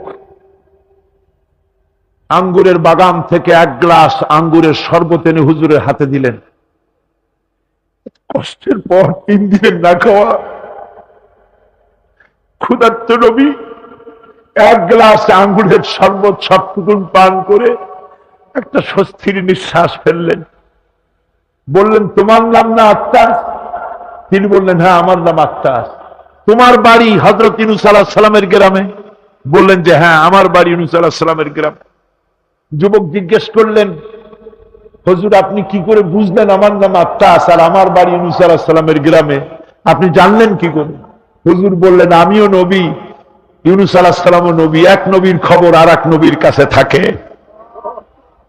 রাসূল গায়ের রক্তগুলি ধুয়ে 2খানা হাত আল্লাহর দরবারে তুললেন। আজকে দুনিয়ায় কেউ নাই হুজুরের, খাদিজা নাই, আবু তালেবও নাই, রাসূল একা। সাহাবীরা দিনের বেলায় কাফেরদের ভয়তে হুজুরের সঙ্গে দেখা করতে পারে না। হুজুর বলেন, আমার ওই কষ্টের সময় খাদিজা নাই। ওই সব পাথরগুলি আমি আজও চিনি, যে পাথরগুলি আমি যাওয়ার সময় রাস্তায় জিহাদের ময়দানে সাহাবায়ে কেরামদেরকে প্রস্তুত করছেন জিহাদের জন্য। সাহাবীরা তৈরি হয়েছেন, লড়াই হবে মুতার প্রান্তরে। 3000 সাহাবীকে রাসূল রিক্রুট করলেন। 1 লক্ষ রোমান সৈন্য, তদানীন্তন পৃথিবীর সুপার পাওয়ার, সজ্জিত অস্ত্র সজ্জে সজ্জিত বাহিনী চলে এসেছে তারা মুতার প্রান্তরে। রাসূল 3000 তৈরি করলো, ওদিকে 1 লাখ আর এদিকে কয় হাজার। হুজুর নিজে এই জিহাদে যাননি, রাসূল পাক বললেন এই জিহাদের ময়দানে সেনাপতির দায়িত্ব পালন করবে আমার পালক পুত্র যায়েদ। কোথায় তুমি? যায়েদ দাঁড়িয়ে গেলেন। 2 নম্বরে এই জিহাদের সেনাপতির দায়িত্ব পালন করবে আমার চাচাতো ভাই জাফর বিন আবি তালেব। কোথায়? দাঁড়িয়ে গেলেন তিনি। 3 নম্বরে দায়িত্ব পালন করবে আমার সাহাবী আব্দুল্লাহ বিন রাওয়াহা। কোথায় তুমি? তিনিও দাঁড়িয়ে গেলেন। রাসূল তাদেরকে বললেন যে তোমরা চলে যাও, তোমাদের ঘরে গিয়ে বিবি বাল বাচ্চা মা বাপের কাছ থেকে সালাম করে আসো। আমার বন্ধুগণ, জিহাদের ময়দানে সেনাপতি কয়জন লাগে? হুজুর বললেন কয়জনের কথা? 3 জনের কথা। তার মানে হলো কারো বুঝতে কোনো কষ্ট হইল না, এই জিহাদের ময়দানে 3 জনের নাম যে নবীজি ঘোষণা করেছেন এর ভিতর থেকে একজনও ফিরে আসবে না। বোঝা হয়ে গিয়েছে। হযরতে যায়েদ বলেন ইয়া রাসূলুল্লাহ, আমার আব্বা জান, আমি আপনার পালক পুত্র, আপনি অর্ডার করেছেন। আমার মা হযরত আয়েশা ঘরে বসে শুনেছেন, আমার তো আর যাওয়ার দরকার নাই, কারো কাছে বলারও দরকার নাই। হযরতে জাফর বিন আবি তালেব চলে গেলেন নিজের বাড়িতে। যে ডাক দিয়ে বলে বিবি রে, আল্লাহ রাসূল আমাকে জিহাদের ময়দানে সেনাপতির দায়িত্ব দিয়েছেন, আমি তোমাকে বলতে এসেছি, সালাম করতে এলাম। তোমার সঙ্গে একসঙ্গে দীর্ঘদিন আমি ছিলাম, কোন হক তোমার আদায় করতে হয়তো পারি নাই, হয়তো জুলুম করেছি, অথবা আমার দ্বারা তোমার অধিকার নষ্ট হয়েছে। কিছু যদি কোনো ভুল ত্রুটি হয়ে থাকে আল্লাহর হস্তে আমারে মাফ করে দিও। বিবি বলে প্রাণের স্বামী রাসূলুল্লাহ আপনাকে জিহাদের ময়দানের জন্য নির্বাচিত করেছেন, আমি আপনাকে ফিরে থাকতে বলতে পারবো না, সুতরাং আমি আল্লাহর দরবারে দোয়া করি। স্ত্রী হাত তুলে বলেন রব্বুল আলামিন, আমার প্রাণের স্বামী জাফরকে জিহাদের ময়দান থেকে গাজী বানায়া আমার ঘরের ভিতরে তুমি তাকে দয়া করে ফিরাইয়া দিও। হযরতে জাফর তরবারির উল্টা পিঠ দিয়া স্ত্রীর হাতের উপরে মৃদু আঘাত করলেন আর বললেন বিবি রে, উল্টা দোয়া করো না, উল্টা দোয়া তোমার আল্লাহর দরবারে কবুল হবে না। যেহেতু নবীজি আমার নাম 2 নম্বরে ঘোষণা করেছেন, আমার আগেও একজন আছে, পরেও আর একজন আছে। ও বিবি, নির্ঘাত ওই মুতার প্রান্তরে আমি শহীদ হয়ে যাব, জনমের মতো দেখা করতে আসলাম, এই জীবনে তোমার সাথে আমার আর দেখা হবে না। আমার বন্ধুগণ, হযরতে জাফরের স্ত্রী কাঁদতেছেন, বিবি বাচ্চাগুলা কান্দে। হযরতে জাফর বলেন বিবি রে, এই বাচ্চাগুলি রেখে গেলাম, যেই রাস্তায় আমি জীবন দিতে যাচ্ছি এই রাস্তায় আমার ছেলেগুলোকে তুমি তৈরি করবে। সালাম করে তিনি চললেন। বিবি কাটা কবুতরের মতো জমিনে ছটফট করতেছে, কাঁদতেছি, আর পিছনে পিছনে ছোট্ট ছোট্ট ছেলে মেয়েগুলি আব্বা আব্বা বলে চিৎকার মেরে দৌড়াতেছি। হযরতে জাফর একবারও পিছনের দিকে তাকায় দেখলেন না কারা কান্দে। হযরতে আব্দুল্লাহ বিন রাওয়াহা তিনি চলে গেলেন বাড়িতে। হযরতে আব্দুল্লাহ বিন রাওয়াহা বাড়িতে গিয়ে সেই রাত্র ছিল তার বাসর সজ্জা, ফুল সজ্জার রাত ছিল, নতুন বিবাহ করেছেন। বাড়িতে গিয়া শোনেন বিবি কোরআনে কারীম তেলাওয়াত করতেছেন। হযরতে আব্দুল্লাহ বলেন রুমের বাইরে দাঁড়িয়ে, বিবি রে, আমি তোমার স্বামী আব্দুল্লাহ এসেছি, আমার সালাম নাও, কোরআন পড়া একটু বন্ধ করো। রাসূলুল্লাহ আমাকে জিহাদের সেনাপতি বানিয়েছেন, আমি জিহাদে যেতেছি, নতুন বিবাহ হলো, কোনো হক তোমার আদায় করতে পারি নাই, তুমি আমাকে মাফ করে দিও, আল্লাহর হস্তে আমার উপর কোনো দাবি রেখো না। বিবি বলে প্রাণের স্বামী, কোনোদিন আপনাকে দেখি নাই, কোন রকম একটু দেখেছি, আর আমি মদিনার এক সুন্দরী মেয়ে, আপনি আমাকে ভালো করে দেখলেন না। আমার প্রাণের স্বামী, একবার আপনি ঘরে আসেন। স্বামী বলে ওগো স্ত্রী, ঘরের ভিতরে আমি যাব না, ঘরের ভিতরে গেলে বলে তোমাকে দেখলে আমার মনের ভিতরে প্রেম জাগবে, তোমার প্রতি আমার ভালোবাসা জন্মাবে, আমি ঘরের ভিতরে ঢুকতে চাই না। স্ত্রী বলে প্রাণের স্বামী, ঘরের ভিতরে যদি আসেন আল্লাহর কসম আমি কোনো প্রেম নিবেদন করব না, আমি শুধু প্রাণ ভরে আপনার চেহারাটা একটা বার আমি শুধু দেখে রাখতে চাই, যাতে করে কিয়ামতের দিন লক্ষ কোটি কোটি মানুষের ভেতরে আপনাকে আমি স্বামী বলে যেন চিনে নিতে পারি। হযরত আব্দুল্লাহ বলেন ওগো স্ত্রী, যদি এই ইরাদা তোমার হয়, আর যদি তুমি ধৈর্য ধারণ করে থাকতে পারো, তাহলে কিয়ামতের দিন আল্লাহ রাব্বুল আলামিন আমি যার জন্য জান দিতে যেতেছি ওই মাবুদ মেহেরবান জান্নাতের ভেতরে তোমাকে আমাকে স্বামী স্ত্রী হিসাবে পরিচয় করাইয়া দিবেন। 3000 সৈন্য নিয়ে সাহাবায়ে কেরাম আর এই সেনাপতি সব চললেন। মুতার প্রান্তরে লড়াই হলো। এই লড়াইয়ের ময়দানে হযরতে যায়েদ অনেকগুলি কাফির সৈন্যকে জাহান্নামে পাঠিয়ে দিয়ে তিনি নিজেও শহীদ হয়ে গেলেন। এবার জাফর হাতে তরবারি আর এক হাতে ঝান্ডা নিয়ে এগোচ্ছেন সামনের দিকে। কাফেরেরা হযরত জাফরকে ঘিরে ফেলে দিল। আমার বন্ধুগণ, কাফেরেরা ঘিরে ধরে তরবারির আঘাত করলো জাফরের ডান হাতে। ডান হাত কেটে ঝুলে পড়লো। হযরতে জাফর এবার বাম হাতে তরবারি উঁচু করে ধরেছেন। এবার বাম হাতে কোপ দিল ওরা। এই কাটা দুইটা হাত দিয়ে বুকের সাথে হযরতে জাফর ইসলামের পতাকাটাকে জড়ায় ধরলেন। পাশের সাহাবীকে ডেকে বলেন, ও রাসূলুল্লাহর সাহাবী শোনো, আল্লাহর নবীকে আমার সালাম বলে দিও আর শোনায়া দিও জীবনের শেষ মুহূর্ত পর্যন্ত ইসলামের পতাকা উঁচু করে রেখেছিলাম, মাটিতে পড়তে দেই নাই। আমার মনে হয় আমি এখন শহীদ হয়ে যাব, যেহেতু আমি এখন আমার নাকের ভিতরে আল্লাহর জান্নাতের সুঘ্রাণ পেতেছি। হযরতে জাফর শহীদ হয়ে গেলেন। হযরতে আব্দুল্লাহ বিন রাওয়াহা, হযরতে আবু উবাইদা দুজনে মিলে ছুটলেন ঝান্ডা ধরার জন্য। ওনারা বলেন, এগিয়ে গিয়ে দেখি সামনের পরে দূরে পতাকা উঠতেছে। ভাবলাম আমরা যাওয়ার আগে ইসলামের পতাকা কে ধারণ করলো। কাছে গিয়ে দেখি হযরতে জাফরের ডান হাত কাটা, বাম হাত কাটা, দুইটা পা কাটা, দেহটা একদিকে পড়ে আছে আর শুধু মাথাটা এক পাশে পড়ে থেকে ইসলামের পতাকা কামড়ায় ধরে উঁচু করে রেখে দিয়েছেন। আমার বন্ধুগণ, হযরতে আবু উবাইদা বলেন, আমি হযরতে সাদের, হযরতে জাফরের হাত পা মাথা মস্তক একত্রিত করে তার পা থেকে শুরু করে মাথা পর্যন্ত চুমা খাইলাম। তাকে জানাজা করে দাফন করে রাখলাম কবরের ভিতরে। রাতের বেলায় স্বপ্নে দেখি হযরতে জাফর আল্লাহর জান্নাতের ভিতরে ফেরেশতাদের সঙ্গে উড়ে বেড়াতেছেন। আমি জিজ্ঞেস করলাম, ও জাফর, আল্লাহ তোমার সাথে কি ব্যবহার করেছেন? হযরতে জাফর বলেছেন, ও আবু উবাইদা, আল্লাহ রাব্বুল আলামিন আমাকে বলেছেন, জাফর রে, আমি তোমার শাহাদাতে খুশি হয়েছি, তুমি আমার কাছে আর কি চাও? হযরতে জাফর বলেন, আয় আল্লাহ পাক, কিচ্ছু চাই না, শুধু একটা দাবি, দুনিয়ায় তুমি মেহেরবানি করে আমাকে পাঠায়া দাও আর একবার যদি যেতে পারি, তাহলে তোমার দুনিয়ার বুকে তোমার দিন কায়েমের জন্য কাফেরদের বিরুদ্ধে লড়াই করে আমার জীবনটা আর একবার দিয়ে আসি। আমার বন্ধুগণের জন্য আল্লাহ রাসূল বলেছেন, হাদিস শরীফে এসেছে, আমার ইচ্ছে হয় জিহাদ করি, শহীদ হই, আবার যদি জিন্দা হই, আবার জিহাদ করি, শহীদ হই, আবার যদি জিন্দা হতে পারি তাহলে আবার জিহাদ করি, আবার শহীদ হই।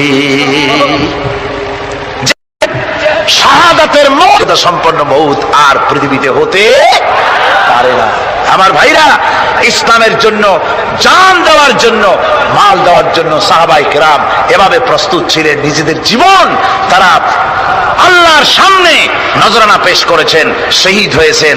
আল্লাহ দ্বীন কায়েমের জন্য তারা প্রচেষ্টা করেছেন। আল্লাহর পথে যারা জিহাদ করার সিদ্ধান্ত নেন, মহান আল্লাহ স্বয়ং তাদের সাহায্য করেন। যুগে যুগে আমরা এর প্রমাণ পেয়েছি, আর তাই মুসলমানরা কাফেরদের উপর বরাবর বিজয়ী হয়েছে। এই ইসলামকে প্রতিষ্ঠিত করার জন্য প্রয়োজন রয়েছে জিহাদের। কিসের প্রয়োজন? কিসের? জিহাদের প্রয়োজন। সেই জিহাদ করতে কি আপনারা তৈরি আছেন? জিহাদের জন্য তৈরি আছে? সেই জিহাদ কিন্তু সেই জিহাদ মানে কি? সেই জিহাদের আবার অপব্যাখ্যা করা হয়েছে। জিহাদের অপব্যাখ্যা করা হয়েছে এইভাবে যে, ওয়ালাকিন কালামদার কাফে দুশমনাস, দুশমনের হাতে কলম ছিল, ওরা যেমন খুশি আমাদের ইতিহাসকে চিত্রিত করেছে। ওরা বলেছে ইসলামের ইতিহাস থেকে তরবারি আর রক্তের গন্ধ আসে, কিন্তু আসলে জিহাদের অর্থ তো তরবারির যুদ্ধ নয়। জিহাদের অর্থ হচ্ছে যে কোনো উদ্দেশ্যকে সফলতায় পর্যবসিত করার জন্য যে প্রাণান্তকর প্রচেষ্টা করা হয়, ওই প্রচেষ্টার আরবি নাম হচ্ছে জিহাদ। আর যুদ্ধ, তার আরবি হচ্ছে হার্ব। যুদ্ধের আরবি কি? হার্ব, ওয়ার। ইংরেজিতে ওয়ার, আরবিতে হার্ব। আর জিহাদ যেটাকে বলা হয়েছে ওটা হচ্ছে যে কোনো উদ্দেশ্যকে সফলতায় পৌঁছাবার জন্য যে চেষ্টা, ওই চেষ্টার নাম জিহাদ। তবে এই চেষ্টা করতে গিয়ে যখন বাধা আসে সশস্ত্র, ওই সশস্ত্র বাধার মোকাবেলা সশস্ত্রভাবে করা যেটা, ওইটা হচ্ছে জিহাদের চূড়ান্ত রূপ। কথা বুঝে আসছে? ইসলাম প্রথমে কাউকে আক্রমণ করে না, ইসলাম প্রথমে কাউকে আক্রমণ করে না, আক্রান্ত হলে পরে তারপরে এর জবাব দেয়, ঠিক কিনা? দেখেন না, হযরত আলী রাদিয়াল্লাহু তাআলা আনহু ওই যে খায়বারের যুদ্ধে, সেইখানে কেউ খায়বারের এই দুর্গ মুসলমানদের হাতে আসে না, প্রতিদিন যুদ্ধ হচ্ছে, অথচ যুদ্ধে কোনো ফলাফল দেখা যাচ্ছে না। ফজরের এশার নামাজের পর হুজুর বলছেন, ও সাহাবীরা, আগামীকাল আমি এমন এক ব্যক্তির হাতে ইসলামের ঝান্ডা তুলে দেব যাকে আল্লাহ এবং আল্লাহ রসুল বেশি ভালোবাসেন, এবং তিনিও আল্লাহ এবং আল্লাহ রসুলকে বেশি ভালোবাসেন, আর তার হাতেই বিজয় হবে। হযরত ওমর রাদিয়াল্লাহু তাআলা আনহু বলেন, আমার এরকম পেরেশানির রাত জীবনে আর কখনো গেছে কিনা জানি না, আমি সারা রাত পেরেশান ছিলাম যে ওই ব্যক্তিকে আমি হতে পারবো। ফজরের নামাজের পর আল্লাহর নবী বলছেন, সাহাবীরা, আমার আলী কোথায়, তাকে দেখছি না কেন? সবাই বলছেন, হুজুর, হযরত আলীর চোখ উঠেছে, তাই নামাজের জামাতে শরীক হতে পারেন নাই। হুজুর বললেন, তাকে নিয়ে আসো। দুজন সাহাবীর কাঁধের উপর ভর করে হযরত আলী এলেন। হুজুর সাল্লাল্লাহু আলাইহি ওয়াসাল্লাম তার মুখের থুতু মোবারক নিয়ে হযরত আলীর চোখে লাগিয়ে দিলেন, সাথে সাথে আগের থেকেও ভালো দৃষ্টিশক্তি সম্পন্ন হয়ে গেলেন। সুবহানাল্লাহ ওয়া বিহামদিহি। তো এখানে রাসূল পাক সাল্লাল্লাহু আলাইহি ওয়াসাল্লাম তিনি হযরত আলীর হাতে তরবারি উঠায় দিলেন, জুলফিকার, বললেন, আলী, তুমি যাও আজকের ময়দানে সেনাপতির দায়িত্ব পালন করো। হযরত আলী তরবারি হাতে নিলেন। ইসলাম আক্রমণকারী যে না, সে কথা বলতে আমি এই কথা নিয়ে আসছি। হযরত আলী গেলেন, যায়া মুরাহহাবের সামনে পড়েছেন। মুরাহহাব হলো, হাদিসে এসেছে, মুরাহহাব হচ্ছে কাফেরদের নেতৃত্ব দিচ্ছে। মুরাহহাব বলছে, আলী, তোমাকে আমি কিন্তু ভালোবাসি, তুমি আসলে কেন? তোমার প্রতি আমার একটা সফট কর্নার আছে আমার অন্তঃকরণে। তুমি তোমার ছেলে মেয়েকে কি এতিম বানাতে চাও? তোমার বউকে কি বিধবা করতে চাও? আমি তো সেই বীর যে আমার সামনে এসে কেউ কল্লা সাথে নিয়ে যেতে পারে নাই। সুতরাং তুমি যদি ওদেরকে এতিম আর বিধবা করতে না চাও, আমার সামনে থেকে সরে যাও। হযরত আলী বলেন, মুরাহহাব, তুমি কাকে ভয় দেখাতেছ? তোমার তরবারি এই সমাজের কিছু কাফেরেরা ভয় করতে পারে, তুমি কি আমারে চেনো নাকি? তুমি কারে ভয় দেখাও? তামাম পৃথিবীর সমস্ত কাফেরদের উপরে আল্লাহ রাব্বুল আলামিন আমাকে বাগ বানায় পাঠিয়েছেন। তরবারি দিয়ে প্রমাণ হবে। মুরাহহাব বলে, তুমি আক্রমণ তো করবো না আমি, আগে তুমি করো, আমি প্রতিহত করব। আক্রান্ত হলে পরে তারপরে জবাব দেব। এরপরে মুরাহহাব আঘাত হানতে লাগলো। হযরত আলী সমস্ত রণকৌশল দিয়ে আঘাতগুলি তিনি ফিরিয়ে দিতে লাগলেন। এরপরে হযরত আলী বলছেন, মুরাহহাব, এবার তৈরি হও আমার আঘাত সহ্য করার জন্য। হযরত আলী জুলফিকার তুলে আঘাত করলেন। এক আঘাতেই দেখা গেল মুরাহহাবের মাথা থেকে শুরু করে শরীর টুকরা হয়ে গিয়া হযরত আলীর তরবারির মুঠা পর্যন্ত মাটির ভিতরে গেড়ে গিয়েছে। খায়বারের দুর্গ দখল হয়ে গেল। পরের দিন আল্লাহর নবী বলেন, আলী, শুনতে পেলাম তোমার ঢাল ভেঙে গিয়েছিল, তারপরে তুমি যুদ্ধ করলে কি দিয়ে? হযরত আলী বলেন, হুজুর, আমুজ দুর্গের ওই কবাটটা, লোহার কবাটটা বাম হাতে নিয়া আর ডান হাতে তরবারি নিয়ে লড়াই করেছি। হুজুর বলেন, কি করে? মানুষ কেমনে এত বড় দুর্গের লোহার কপাট হাতে নিয়ে যুদ্ধ করে? একটু দেখাও তো দেখি। হযরত আলী গতকালকের মতো বাম হাত দিয়া ধরেছেন, নাড়াতে পারেন না। এবার ডান হাত দিয়া ধরেছেন, নাড়াতে পারেন না। ডান আর বাম দুই হাত দিয়া সমস্ত শক্তি দিয়ে এমন জোরে টান মেরেছেন, প্রতিটি লোমকূপের গোড়া থেকে ঘাম বেরিয়ে এসেছে, এক চুলো নড়াতে পারেন নাই। হযরত আলীর মুখখানা মলিন হয়ে গেছে লজ্জায়। হযরত আলী রাদিয়াল্লাহু তাআলা আনহু লজ্জা পেয়ে গেছেন। রাসূল পাক সাল্লাল্লাহু আলাইহি ওয়াসাল্লাম বলেন, আলী, লজ্জা পাওয়ার কোনো কারণ নাই, চিন্তা করার কোনো কারণ নাই। তোমার নিজস্ব শক্তি দিয়ে তুমি লড়াই করতে পারো নাই। এত বড় লোহার দরজা নিয়ে, কবাট নিয়ে মানুষ এভাবে লড়াই করতে পারে না। আল্লাহ তার দ্বীনকে বিজয়ী করার জন্য তোমার ভিতরে আল্লাহ রাব্বুল আলামিন ক্ষমতা দিয়েছিলেন। জোরে বলেন সুবহানাল্লাহ। আল্লাহ রাব্বুল আলামিন এই জিহাদের ময়দানে যখন মানুষ আসে, আল্লাহ তাদের উপরে মদদ দান করেন। আমার বন্ধুগণ, আল্লাহর দ্বীনকে জমিনের উপরে প্রতিষ্ঠিত করার জন্য যদি আমরা আজও যদি ঐক্যবদ্ধ হই দিন কায়েমের জন্য, তাহলে আল্লাহ রাব্বুল আলামিন আমাদেরকে মদদ করবেন। আল্লাহ পাক কোরআনে কারীমের মধ্যে বলেছেন, ওয়া কানা হাক্কান আলাইনা নাসরুল মুমিনিন, মুমিনদেরকে সাহায্য করা আমি আল্লাহর জন্য ওয়াজিব হয়ে যায়। জোরে বলেন সুবহানাল্লাহ। মুমিনদের জন্য সাহায্য করা আল্লাহর জন্য কি হয়ে যায়? ওয়াজিব হয়ে যায়। ভাইরা একটু বৃষ্টি সহ্য করেন না, খুব বেশি বৃষ্টি। আচ্ছা, ওই এটা রহমত। এটা কি রহমত? আমার ভাইরা, জিহাদের ভিতরে সাহাবায়ে কিরাম আল্লাহর জান্নাতে যাওয়ার জন্য তারা জিহাদ করেছেন।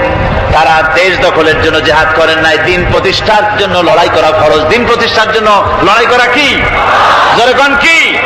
আর এই ফরজ দায়িত্ব পালন করতে গিয়ে যদি কেউ মারা যায়, তাহলে কোথায় যাবে? কোথায় যাবে? ওই শাহাদাতের মত হচ্ছে একটা সেতু, একটা সেতু বা একটা ব্রিজ, একটা সাঁকো, এপারে দুনিয়া, ওপারে আল্লাহর জান্নাতুল ফেরদাউস। জোরে বলেন সুবহানাল্লাহ। এই জন্য হযরত ওমর ফারুক রাদিয়াল্লাহু তাআলা আনহু সব সময় দোয়া করতেন, আল্লাহুম্মা রযুকনি শাহাদাতান ফি সাবিলিক ওয়াজআল মাউতি ফি বালাদ রাসূলিক। আল্লাহ রাব্বুল আলামিন, আমাকে রাসূলের শহরে মওত দাও, আর আমাকে তোমার দ্বীনের রাস্তায় শাহাদাত মঞ্জুর করো। জোরে বলেন আমিন। এটা আমাদের দোয়া, আমার দোয়া, আমার সারা জীবনের স্বপ্ন, সারা জীবনের স্বাদ, আল্লাহ যেন শাহাদাতের মওত নসিব করে দেন। জোরে বলেন আমিন। এর থেকে উন্নত মানের মওত আর নাই। ওই প্যারালাইসিস হয়ে বিছানায় পড়ে তড়পায় তড়পায় মরার কোনো দাম নাই। দুনিয়ার বুকে বিড়ালের জিন্দেগি বছর করার 500 বছর বেঁচে থাকার দাম নাই। সিংহের মতো 1 সেকেন্ড বেঁচে থাকার দাম আছে, ঠিক কিনা? আর মওত, প্লীহা, যকৃত, typhoid, paralysis, diabetes, heart attack, kidney পচে যাওয়া, হাবিজাবি মওতের চাইতে আল্লাহর রাস্তায় জিহাদ করে শাহাদাতের মওত সর্বশ্রেষ্ঠ মওত। জোরে কোন সুবহানাল্লাহ। আমার ভাইরা, রাসূল পাক সাল্লাল্লাহু আলাইহি ওয়াসাল্লাম তিনি মদিনা মুনাওয়ারায় এসে প্রথম যে জিহাদের সম্মুখীন হলেন, ওইটার নাম কি? কোন জিহাদ? বদর। কোন জিহাদ? বদরের জিহাদ। সেই বদরের মাঠে জিহাদের জন্য রাসূল সাহাবীদেরকে তৈরি করতেছেন। তো আপনারা চিন্তা করেন বিষয়টা, জিহাদ করতে হবে, এই বদরে সাহাবীরা জিহাদ করবে কাদের বিরুদ্ধে? নিজের পাপের বিরুদ্ধে। রাসূল পাক খুব চিন্তিত হলেন যে সাহাবীদেরকে কিভাবে উদ্বুদ্ধ করা যায়। হুজুর জিহাদের কথাই বলতেছেন যে এখন বদরে আমাদের টিকে থাকার প্রশ্ন, এইটা মুসলমানদের টিকে থাকার প্রশ্ন, বদরের যুদ্ধ, বদরের এই জিহাদটা। হুজুর যখন এগুলি বলতেছেন, হযরত মিকদাদ রাদিয়াল্লাহু তাআলা আনহু রাসূলের একজন জলিলুল কদর সাহাবী, তিনি দাঁড়িয়ে বলছেন, হে আল্লাহ রাসূল, কেন আপনি চিন্তা করছেন? ইমজি বিনা ইয়া রাসূলুল্লাহ হাইসু মা তাশা। হে আল্লাহ রাসূল, আপনি আমাদেরকে নিয়ে চলুন যেদিকে আপনার খুশি। হাইসু মা আমারাকাল্লাহ, যেদিকে আল্লাহ আপনাকে নির্দেশ করেন সেদিকে আমাদের নিয়ে আপনি সেদিকেই চলুন। ইন্না লা নাকুলু লাকা কামা ক্বালা বানু ইসরাঈল লিমূসা আলাইহিস সালাম, ইযহাব আনতা ওয়া রাব্বুকা ফাকাতিলা ইন্না হাহুনা কায়িদুন। বুখারী শরীফের হাদিস। হযরত মিকদাদ রাদিয়াল্লাহু তাআলা আনহু বলছেন, হে আল্লাহর রাসূল, আপনি আমাদের নিয়ে চলুন, আল্লাহ যেদিকে আপনাকে আমাদের নিয়ে যেতে বলেন সেই দিকে নিয়ে যান। আমরা মুসা আলাইহিস সালামের উম্মতের মতো বলবো না যে হে মুসা আপনি আর আপনার আল্লাহ দুজন গিয়ে যুদ্ধ করেন, আমরা এখানে বসে থাকি, এমন কথা আমরা বলবো না। বাল ইযহাব আনতা ওয়া রাব্বুকা ফাকাত মাকুমা মুকাতিলুন। ও নবী, বরং আপনি চলুন আমাদের নিয়ে, আপনি এবং আপনার আল্লাহ চলুন জিহাদের ময়দানে, আমরা আপনার সঙ্গে জিহাদ করব, লড়াই করব সেই পর্যন্ত। মাদামাত মিন্না মাদামাত আইনুম মিন্না তাতাররাফ, যতক্ষণ পর্যন্ত আমাদের একটা চক্ষুর পলক পড়ে, যতক্ষণ পর্যন্ত একটা চোখের পাতা নড়ে, ততক্ষণ পর্যন্ত আমরা কাফেরদের বিরুদ্ধে লড়ব। সুবহানাল্লাহ ওয়া বিহামদিহি, যতক্ষণ চোখের পাতা নড়ে ততক্ষণ পর্যন্ত লড়ব, নিয়ে চলুন আমাদেরকে। হুজুর খুব খুশি হলেন। আরে রাসূল পাক সাল্লাল্লাহু আলাইহি ওয়াসাল্লাম দারুণ ভাবে খুশি হয়ে গেলেন। হুজুর বললেন, ও সাহাবীরা, তোমাদের মানসিক অবস্থা যখন এই কুমু বিনা ইলা জান্নাতিন, চলো আমার সাথে বেহেশতের দিকে। সুবহানাল্লাহ, সবাই বলেন সুবহানাল্লাহ। কুমু বিনা ইলা জান্নাতি আরদুহা কারদিস সামাওয়াতি ওয়াল আরদ, সেই বেহেশতের দিকে চলো যে বেহেশতের বিশালতা প্রশস্ততা এই পৃথিবী এবং আকাশের চাইতে অনেক বড়। সেই বেহেশতের দিকে চলো। ফাকামা উমাইর বিন হামাম ওয়া কানা ইয়াকুলুত তামার, হযরত উমাইর বিন হামাম এক যুবক, তিনি দাঁড়িয়ে গেলেন। আমার মুসলমান ভাইরা, যুবকদের অবদান কিন্তু ইসলামে সব চাইতে বেশি। জোরে বলেন সুবহানাল্লাহ। কাদের অবদান বেশি? যে সর্বপ্রথম ইসলাম কবুল করেছে কারা? যুবকরা। হযরত আবু বকর, হযরত ওমর রাদিয়াল্লাহু তাআলা আনহু, তাদের বয়স যুবক বয়স ছিল, যুবক বয়সে তারা ইসলাম কবুল করেছেন। হযরত আলী যুবক ছিলেন, এই জন্য যুবকদের ইবাদতে সওয়াব বেশি। রাসূল পাক বলেছেন কিয়ামতের ময়দানে যেদিন কোন ছায়া থাকবে না আরশে আজিমের নিচে 7 শ্রেণীর লোকেরা ছায়া পাবে, তার মধ্যে এক শ্রেণী হচ্ছে ওয়াশাবুন নাশাত ইবাদাতিল্লাহ, ওই যুবকেরা যারা নাকি রাত গুজরান করে, রাত কাটায় আল্লাহর ইবাদতে, রাত জাগে আল্লাহর ইবাদত করে। জোরে কর সুবহানাল্লাহ। বুড়োদের 100 বার আল্লাহ বলা আর এক যুবকের একবার আল্লাহ বলা, বৃদ্ধের সারা সপ্তাহ তাহাজ্জুদ পড়া আর যুবকের এক রাতের তাহাজ্জুদ পড়া মনে হয় তার থেকেও বেশি। কর সুবহানাল্লাহ। তাই বলে বৃদ্ধ যারা, তারা কিন্তু হতাশ হবেন না, ওই যৌবনকাল আপনিও পেরিয়ে এসেছেন, ঠিক না? সুতরাং যুবকদের অবদান বেশি। হযরত উমাইর বিন হামাম রাদিয়াল্লাহু তাআলা আনহু, তিনি দাঁড়িয়ে গেলেন, তার হাতে ছিল ওয়া কানা ইয়াকুলুত তামার, তিনি খরমা খাচ্ছিলেন, হাতে ছিল কয়েকটা খরমা। তিনি খরমাগুলি হাতে নিয়ে দাঁড়িয়ে বলছেন ওয়া ক্বালা বাখবাখ, তিনি বলছেন বাখবাখ শব্দ, এটা হচ্ছে লুগাল মুহাল্লিয়া, অর্থাৎ আঞ্চলিক শব্দ। এর অর্থ হচ্ছে মা আযামাহু ওয়া মা আহসানাহু। কি আশ্চর্য, কি সুন্দর, কি বিরাট, কি সুন্দর কথা আপনি বললেন হে রাসূল। জান্নাতুন আরদুহা কারদিস সামাওয়াতি ওয়াল আরদ, এমন দেশ তো পাওয়া যাবে জিহাদ করলে যে বেহেশতের বিশালতা প্রশস্ততা এই বিশাল আকাশের চাইতে, জমিনের চাইতে বেশি। ওয়াল্লাহি লাউ কুনতু হাইয়ান হাত্তা আকুলাহুন্না, আমি যদি, ওয়াল্লাহি আল্লাহর কসম, আমি যদি এই খরমাগুলো যদি খাইতে থাকি, ইন্নাহা লা হায়াতুন তাবিলা, তাহলে তো এটা অনেক লম্বা হায়াত লাগবে। এই খরমাগুলি খাইতে অনেক সময় লাগবে, বেহেশতে যাইতে দেরি হয়ে যাবে। সুতরাং এই খরমা তো আর খাওয়া যাবে না। ফারমাবিহিন না, হাতের খরমাগুলি সব ফেলে দিয়ে জিহাদের ময়দানে লাফায় পড়লেন। অনেকগুলি কাফেরকে জাহান্নামের খাতে উতরায় দিয়া হযরত ওমর নিজেও শাহাদাত বরণ করলেন। জিহাদের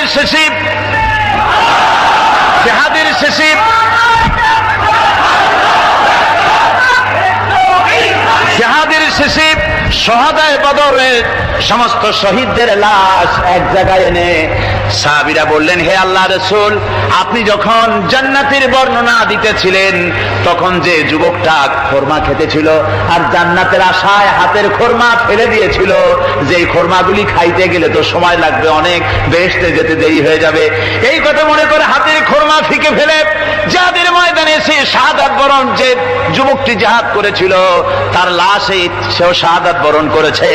রাসূল পাক হযরত ওমরের চেহারার দিকে লক্ষ্য করে তার দিকে অঙ্গুলি সংকেত করে হুজুর বলছেন, ইন্নাকা মিন আহলিহা, ওমর, যে বেহেশতের জন্য তুমি খরমা খাওয়ার ধৈর্য ধরতে পারো নাই, আমি নবী সাক্ষী দিচ্ছি তুমি সেই জান্নাতের অধিবাসী।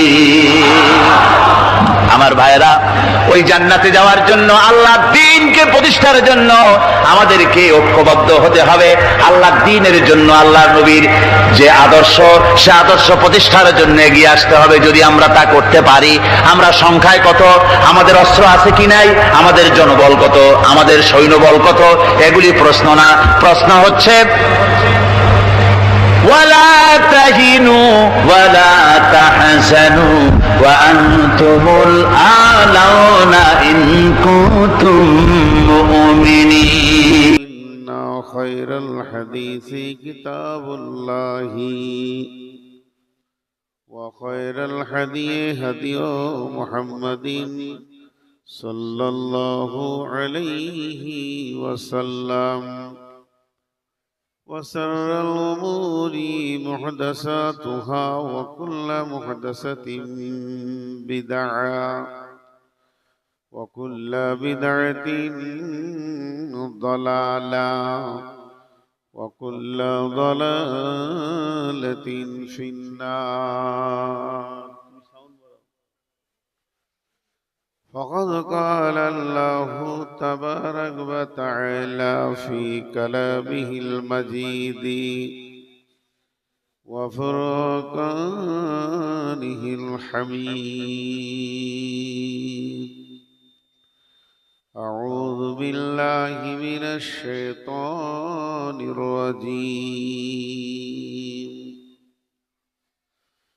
قل تعالوا واتلوا ما حرم ربكم عليكم ألا تشركوا به شيئا وبالوالدين إحسانا ولا تقتلوا أولادكم من إملاق نحن نرزقكم وإياهم ولا تقربوا الفواحش ما ظهر منها وما بطن ولا تقتلوا نفسا التي حرم الله إلا بالحق ذلكم وصاكم به لعلكم تعقلون. ولا تقربوا مال اليتيم إلا بالتي هي أحسن حتى يبلغ أشده وأوفوا الكيل والميزان لا نكلف نفسا إلا وسعها وإذا قلتم فاعدلوا ولو كان ذا قربى وبعهد الله أوفوا ذلكم وصاكم به لعلكم تذكرون. وأن هذا صراطي مستقيما فاتبعوه ولا تتبعوا سبلا فتفرق بكم عن سبيلي ذلكم وصاكم به لعلكم تتقون.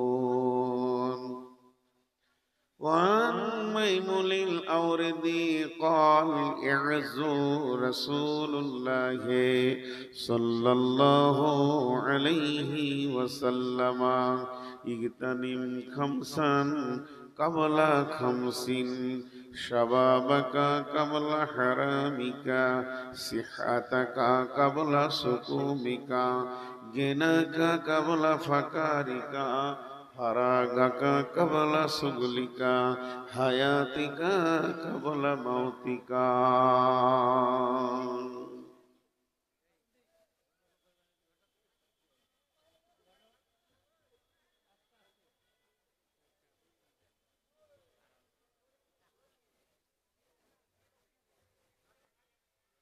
তুমি মোর সাথী চিরজনমের অগ কবর গাহের খাক কি জানি কখন আসিয়া যাবে সেই অজানা দেশের ডাক। তুমি মোর সাথী চিরজনমের অগ কবর গাহের মাটি দুনিয়ার সব মায়ার পেছনে তোমারে জেনেছি খাঁটি অগ কবর গাহের মাটি। রবে না সেদিন পিতার আদর মাতার স্নেহের কোল বন্ধু স্বজনে ব্যথা অনুভূতি শিশুদের কলরল কবর গাহের মাটি দুনিয়ার সব মায়ার পেছনে তোমারে জেনেছি খাঁটি। শ্রদ্ধেয় সুযোগ্য আজকের সবার সভাপতি উপস্থিত আলেম ওলামা বৃন্দ সামনে আমার দিনদার ইমানদার মুমিন ভাই সকল ও মুমিনা মা ও বোনেরা, প্রশংসা, গুণগান, গণকীর্তন, স্তব, স্তুতি, ভালোবাসা, তকদির, হায়াত, মত, রুজি, জান্নাত, জাহান্নাম, পুলসেরাত, আখেরাত সবকিছুর মালিক আল্লাহ, যে মহান মুনিব আহকামুল হাকিমিন আজকে আমাদেরকে 2025 সালের 26শে নভেম্বর বুধবার দিবাগত রাত্রিতে রসুলগঞ্জ মাদ্রাসার ময়দানে এনে হাজির করেছেন। সেই মুনিবের দরবারে আমরা শুকরিয়া করি, বলি আলহামদুলিল্লাহ।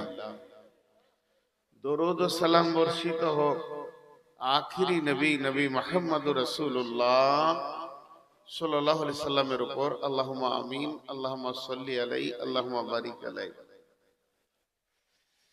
আমি আপনাদের সামনে যে হাদিসটা পড়েছি আজকে ওইটা মূল অংশ, আমি ওটাকে সামনে রেখে দুটি একটি আয়াত পড়েছি। আয়াতটা আজকে বিষয়বস্তু নয়, হাদিসটাকে সামনে রেখে কিছু কথা বলবো বলে নিয়ত করেছি। যদি আমার মাবুদ, আমার রব, আমার আল্লাহ, যার হাতে আমার জান, সেই মুনিব যদি আমাকে তৌফিক দেন তো আমা তৌফিকি ইল্লা বিল্লাহি আলাইহি তাওয়াক্কালতু ওয়া ইলাইহি উনীব। মোহতারাম ভাই ও আজিজ ও বুজুর্গস দোস্ত, আপনাদের কাছ থেকে আমি 2 মিনিট চেয়ে নিচ্ছি, একটা ছোট কাজ করে নি। তোদের পায়ে ধরছি, বস। তোদের যে চামড়া কত মোটা আছে, তোদের বাপ দাদা কে আছে, এই বস, দাঁড়ান, আমি একাই যথেষ্ট। এ ভাই যারা দাঁড়িয়ে আছেন হাতগুলো ধরে বলছি, বস। গাফেলকে ভালো কথা শোনানো যায় না, আল্লাহ রস্তে দিচ্ছি, বসেন। সবাইকে বলছি আল্লাহর জন্য বসতে। এই তোরা বসবি, নাহলে কাটবি কান থেকে। রোজ গেছে